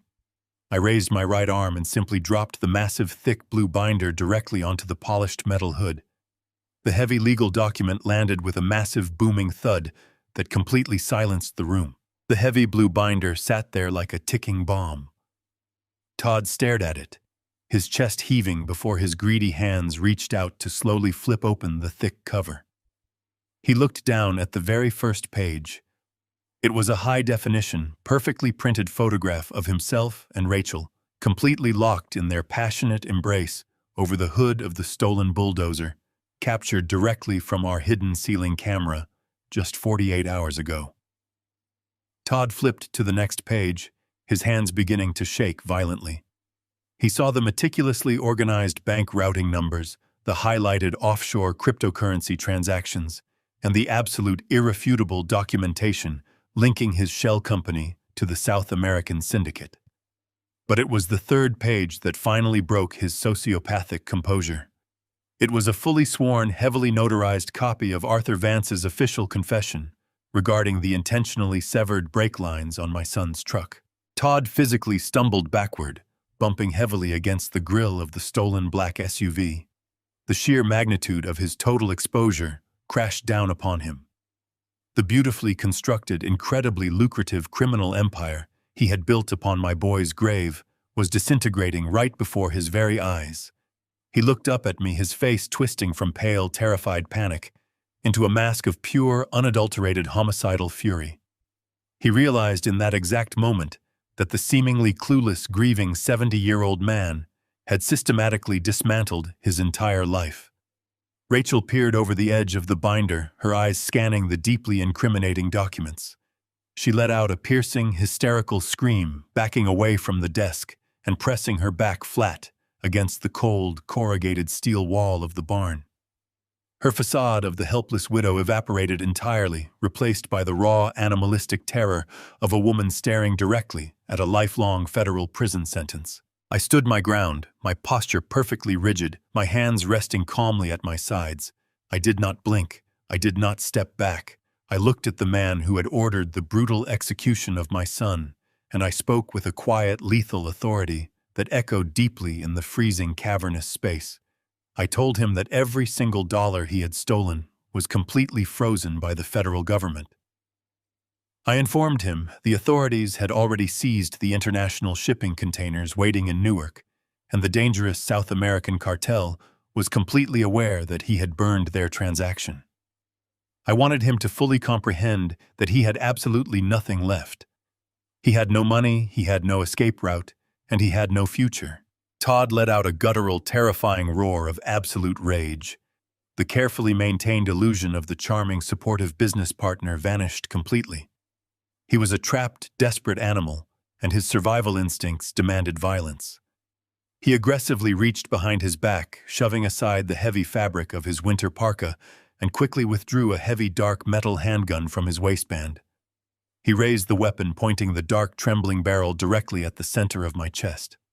Rachel shrieked again, covering her ears and dropping down into a defensive crouch behind the heavy wooden desk. Todd clicked the safety off with a sharp metallic snap, his jaw clenched so tightly it looked as though his teeth might shatter. He screamed that I was going to die right here on this freezing concrete floor, just like my pathetic son had died in the snow, and that he would happily burn the entire barn to the ground, with my body locked inside. He took a massive, heavy step toward me, his finger tightening visibly on the trigger. I did not flinch. I did not raise my hands to protect myself, nor did I utter a single word of protest or fear. I simply stared directly into the dark barrel of his weapon and waited. I had built massive structural foundations that successfully withstood violent hurricanes and devastating earthquakes. I was absolutely not going to break or cower in front of a pathetic coward. Before Todd could close the remaining physical distance between us, the entire perimeter of the freezing rural farm absolutely exploded. A blinding, violently flashing sea of intense red and blue strobe lights suddenly pierced through every single frosted window of the massive metal structure. The deafening, ear-splitting shriek of heavy police sirens instantly shattered the quiet winter night, echoing across the desolate snow-covered fields with overwhelming, terrifying volume. The sound was so physically powerful that the very ground beneath our boots began to violently vibrate. Todd froze, his eyes darting frantically toward the rattling aluminum bay doors. His attention violently snapped away from me as the crushing reality of the massive ambush finally dawned on his panicked mind. He spun around, desperately searching for a rear exit, the heavy handgun shaking wildly in his grip. But it was far too late. There was absolutely nowhere left to run. A massive, heavily armored black federal tactical vehicle smashed aggressively through the thick wooden gates at the top of the dirt driveway, the roaring engine completely drowning out the loud thumping music still playing inside the chop shop. A second armored unit followed closely behind, tires tearing brutally through the packed winter snow, cutting off any potential escape route entirely. The front of the leading tactical vehicle slammed directly into the primary aluminum bay doors of the barn. The massive metal sheets buckled inward, tearing violently away from their heavy steel hinges with a deafening metallic screech. The cold winter wind howled directly into the building, bringing with it a highly coordinated, heavily armed swarm of elite federal tactical agents. They poured through the completely destroyed entrance in perfect, strict military formation, clad entirely in dark tactical gear, their high-powered assault rifles raised and perfectly targeted. Brilliant white laser sights danced rapidly across the dark industrial machinery, instantly zeroing in on Todd's towering, completely panicked frame. A booming, heavily amplified voice echoed from a massive tactical bullhorn outside, demanding that Todd drop his weapon immediately and fall flat onto the concrete floor. The sheer, overwhelming force of the federal task force was absolute. Todd stood completely paralyzed for one brief, incredibly stupid second, his weapon still hovering dangerously in the freezing air. He looked at the massive swarm of heavily armed agents, then back at me, his face twisting in an ugly mask of pure defeat. He truly realized he was completely outnumbered and entirely outgunned. Before he could even think about firing a single shot, 3 tactical agents charged forward with incredible, terrifying speed. They hit Todd with the immense combined force of a speeding freight train. The heavy metal handgun was violently kicked out of his grip, sliding harmlessly across the slick concrete floor. The agents slammed Todd face first onto the freezing ground. The brutal sound of his face striking the hard concrete echoed sharply. 2 agents piled heavily on top of him, pinning his arms and securing heavy steel handcuffs around his wrists. Todd groaned in agony, his previous arrogance replaced by the pathetic sounds of a trapped criminal. Rachel fell to her knees, screaming and begging me for mercy, claiming Todd forced her into it. I looked down at the trembling woman, kneeling on the freezing concrete floor, surrounded by the federal tactical team. Her manicured hands were violently wrenched behind her back, secured by cold steel handcuffs. The bright glare of the halogen lights illuminated the streams of black mascara running rapidly down her tear-soaked cheeks. She sobbed hysterically, her voice echoing shrilly against the corrugated metal walls. She wailed that she was an innocent victim, an unwilling pawn manipulated by an unstable man. She swore on my dead son's grave that she never wanted any of this to happen. I did not blink. I did not offer a single word of comfort, nor did I display the slightest trace of empathy. Her frantic manufactured tears were utterly useless against the impenetrable fortress of my burning rage. I knew the absolute truth. I had spent agonizing hours watching the hidden surveillance footage, listening to her calculate offshore profit margins, and enthusiastically plan my psychiatric incarceration. I walked slowly, my posture straight, my polished shoes clicking rhythmically against the slick floor until I stood directly in front of her kneeling frame. The federal agents instinctively stepped back quietly, granting me the undisputed authority of this devastating moment. I did not scream. I simply reached down firmly, grabbing her icy left hand. She let out a sharp gasp, shrinking away from my terrifying silence. Without a single word, I wrapped my calloused fingers around the magnificent gemstone resting on her trembling finger. I forcefully, deliberately pulled the vintage emerald ring straight off her hand. I held the precious family heirloom tightly in my closed fist, feeling the cold metal pressing deeply into my palm. I smoothly slipped the beautiful ring directly into the breast pocket of my tailored black suit, safely returning my late wife's most treasured possession to the exact place where it belonged, directly over my beating heart. Rachel stared up at me, her eyes wide with absolute realization.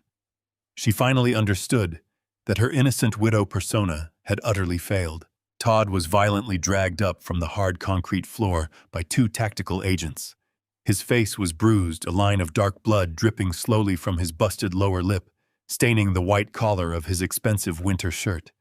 His hands were heavily restrained behind his back, his shoulders pinned awkwardly.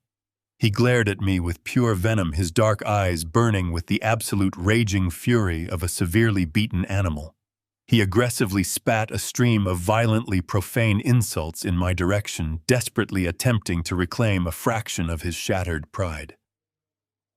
The lead federal agent, an incredibly imposing man wearing a heavy tactical vest, stepped smoothly between us. He ordered Todd to remain completely silent, his voice vibrating with absolute, unquestionable authority. The senior agent turned his focused gaze directly toward me. I turned my back on the bleeding murderer and walked toward the hood of the stolen black SUV. I placed my right hand onto the perfectly organized blue binder. I slowly opened the cover, revealing the meticulously assembled mountain of undeniable, damning forensic evidence. I carefully extracted the perfectly forged, fraudulent medical documents that falsely declared my severely aggressive cognitive decline. I handed the crisp white papers directly to the lead federal agent. I watched his hardened eyes scan the corrupt psychological evaluation. I then pulled out the fully transcribed and heavily notarized digital confession regarding the intentionally severed brake lines on my son's commercial truck. The federal agent accepted the stack of deadly evidence with a respectful nod. He quietly assured me that the specialized task force possessed absolutely everything they needed to permanently secure multiple, completely inescapable life sentences for both conspirators standing before us. They were fundamentally dead inside the eyes of the federal judicial system. The deafening, chaotic sounds of the aggressive tactical raid slowly began to transition into the highly methodical rhythm of a massive federal crime scene investigation. Heavy-duty, flatbed tow trucks began rolling down the dirt driveway, perfectly positioning themselves to impound the millions of dollars in highly stolen, undocumented industrial machinery. Dozens of highly trained forensic technicians swarmed the massive metal barn, meticulously cataloging the counterfeit vehicle identification plates, the highly secured international shipping manifests, and the massive titanium briefcases filled entirely with illicitly laundered cash.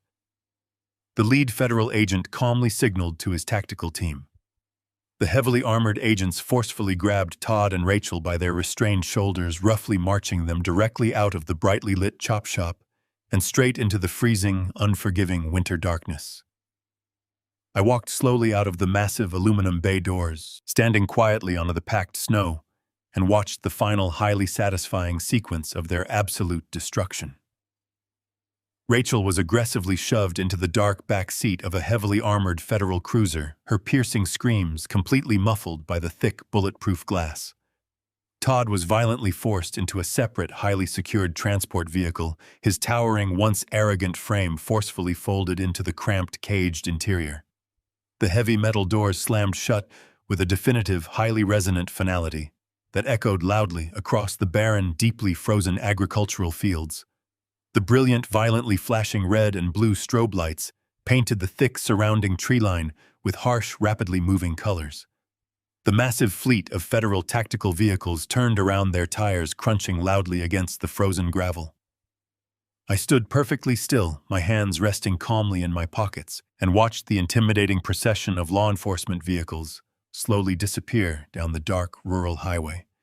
The blinding emergency lights faded into the distant pitch-black horizon, taking the deeply sociopathic murderers entirely out of my existence forever. The intense chaos of the federal raid completely vanished instantly, replaced by the profound, heavy silence of the rural winter night. The freezing, unforgiving wind swept across the desolate, snow-covered farm, whispering softly through the barren branches of the surrounding frozen trees. I stood entirely alone in the center of the massive dirt driveway. The immense, sprawling empire of greed, absolute deception, and brutal, premeditated murder had been completely and surgically dismantled from the inside out. I reached my freezing right hand deep into the breast pocket of my tailored black suit. My heavily calloused fingers brushed against the smooth, flawless surface of my late wife's vintage emerald ring. The precious family heirloom was finally safe. The massive, heavy burden of absolute vengeance, the raw, explosive fury that had sustained my aging body through weeks of meticulous, dangerous surveillance, slowly began to drain out of my exhausted bones. I looked at the endlessly expansive winter sky, feeling the freezing snowflakes gently landing against my warm cheeks. The deeply corrupt, toxic foundation of their highly lucrative criminal syndicate had been violently, permanently destroyed. They would rot endlessly inside a maximum security federal penitentiary, completely stripped of their stolen wealth and unearned freedom. But as I turned around and stared quietly at the empty metal barn, I truly realized that the hardest part of this devastating journey was not the highly tactical dismantling of their criminal empire. The truth settled heavily upon my shoulders. The deeply profound work of truly honoring my dead son's beautiful, stolen legacy was only just beginning. The freezing winter slowly surrendered to a bright, promising spring. 3 agonizing months passed since that chaotic night, when the massive metal barn was violently raided and my entire world was fractured and reset. The subsequent federal trial was incredibly swift and absolutely merciless. The massive mountain of digital evidence, the highly encrypted offshore banking traces, and the deeply damning homicide confession proved entirely insurmountable for their expensive defense attorneys. Todd and Rachel sat in the quiet courtroom, completely silent, completely stripped of their usual arrogance and deceitful charm. They were both handed consecutive life sentences without the possibility of parole, permanently locked away in maximum security federal penitentiaries for interstate racketeering and the brutal, premeditated murder of my son. I sat perfectly straight in the front row of the gallery on the day of their sentencing, wearing my sharp black suit, and watched the heavy wooden doors close behind them forever. I felt a tremendous heavy weight physically lift from my shoulders, knowing that absolute justice had finally been served for my only child. I walked out of that federal courthouse holding my head high, ready to rebuild my shattered existence. With the criminal trial officially concluded, I immediately went to work systematically cleansing my son's professional name. I fired their corrupt legal team, took full, undisputed control of the rural farm property, and carefully liquidated every single piece of legitimate heavy machinery. I did not want any of the tainted corporate money touching my family name. Instead, I poured my own remaining funds, the union pension they had so greedily tried to steal, into a completely new foundation. I completely gutted the massive metal barn, ripping out the cold concrete remnants of their highly illegal chop shop. Jonathan Pierce handled the complex legal paperwork, while Mike Russo helped me physically tear down the old interior walls. We worked side by side from sunrise until sunset, sweating through our shirts, replacing the very dark history of that building with genuine positive purpose. In its place, I meticulously constructed a state-of-the-art nonprofit trade school dedicated specifically to teaching commercial construction and heavy machinery operation to troubled youth. I named the institution after my boy, permanently ensuring that Matthew's incredible legacy would be defined by education, hard work, and opportunity, rather than by violent deception and greed. This beautiful morning, I sat quietly on the wide wooden porch of the main farmhouse, holding a warm cup of black coffee in my hands. The loud, rhythmic sounds of power tools, heavy diesel engines, and enthusiastic instructors echoed proudly from the newly renovated barn across the long driveway. It was a beautiful symphony of honest hard work. I took a slow, deep breath of the fresh spring morning air and looked up at the wall directly beside the front door. Hanging perfectly level in a simple black frame was not a prestigious business award or a fancy university diploma. It was a heavily creased, slightly faded piece of standard paper. It was the original electric bill for $523. That single, seemingly insignificant discrepancy had been the absolute catalyst for uncovering the entire blood-soaked empire of lies. It served as a permanent daily reminder to always trust my instincts and to never ignore the smallest structural fracture in a foundation. I am 70 years old now, a man who has weathered the absolute darkest storms of human betrayal, calculated manipulation, and profound, suffocating grief. But as I sat there listening to the bright sounds of a new generation building their futures, I felt a deep, profound sense of calm wash over my aging bones. For the very first time in an incredibly long, agonizing year, I finally felt truly alive, immensely strong, and completely at peace. The foundation is absolutely whole again, permanently fortified by the enduring strength of my beloved only son's memory. Evil often hides behind the most convincing tears and the warmest smiles, manipulating our deepest grief to serve its own insatiable greed. When your intuition screams that something is wrong in the dark, you must bravely find the immense courage to turn on the light, no matter how terrifying the uncovered truth might be. Legal ties genuinely mean absolutely nothing if they are built solely on a toxic foundation of ultimate betrayal. True strength isn't about avoiding immense pain. It is about standing tall when your world shatters methodically, taking back your power, and ensuring justice permanently prevails over deception. Have you ever trusted someone completely only to uncover a chilling betrayal hiding right beneath your nose? How did you successfully find the necessary strength to bravely fight back, please? Share your own personal story in the comments below. Accurately hit that subscribe button and join our active community today.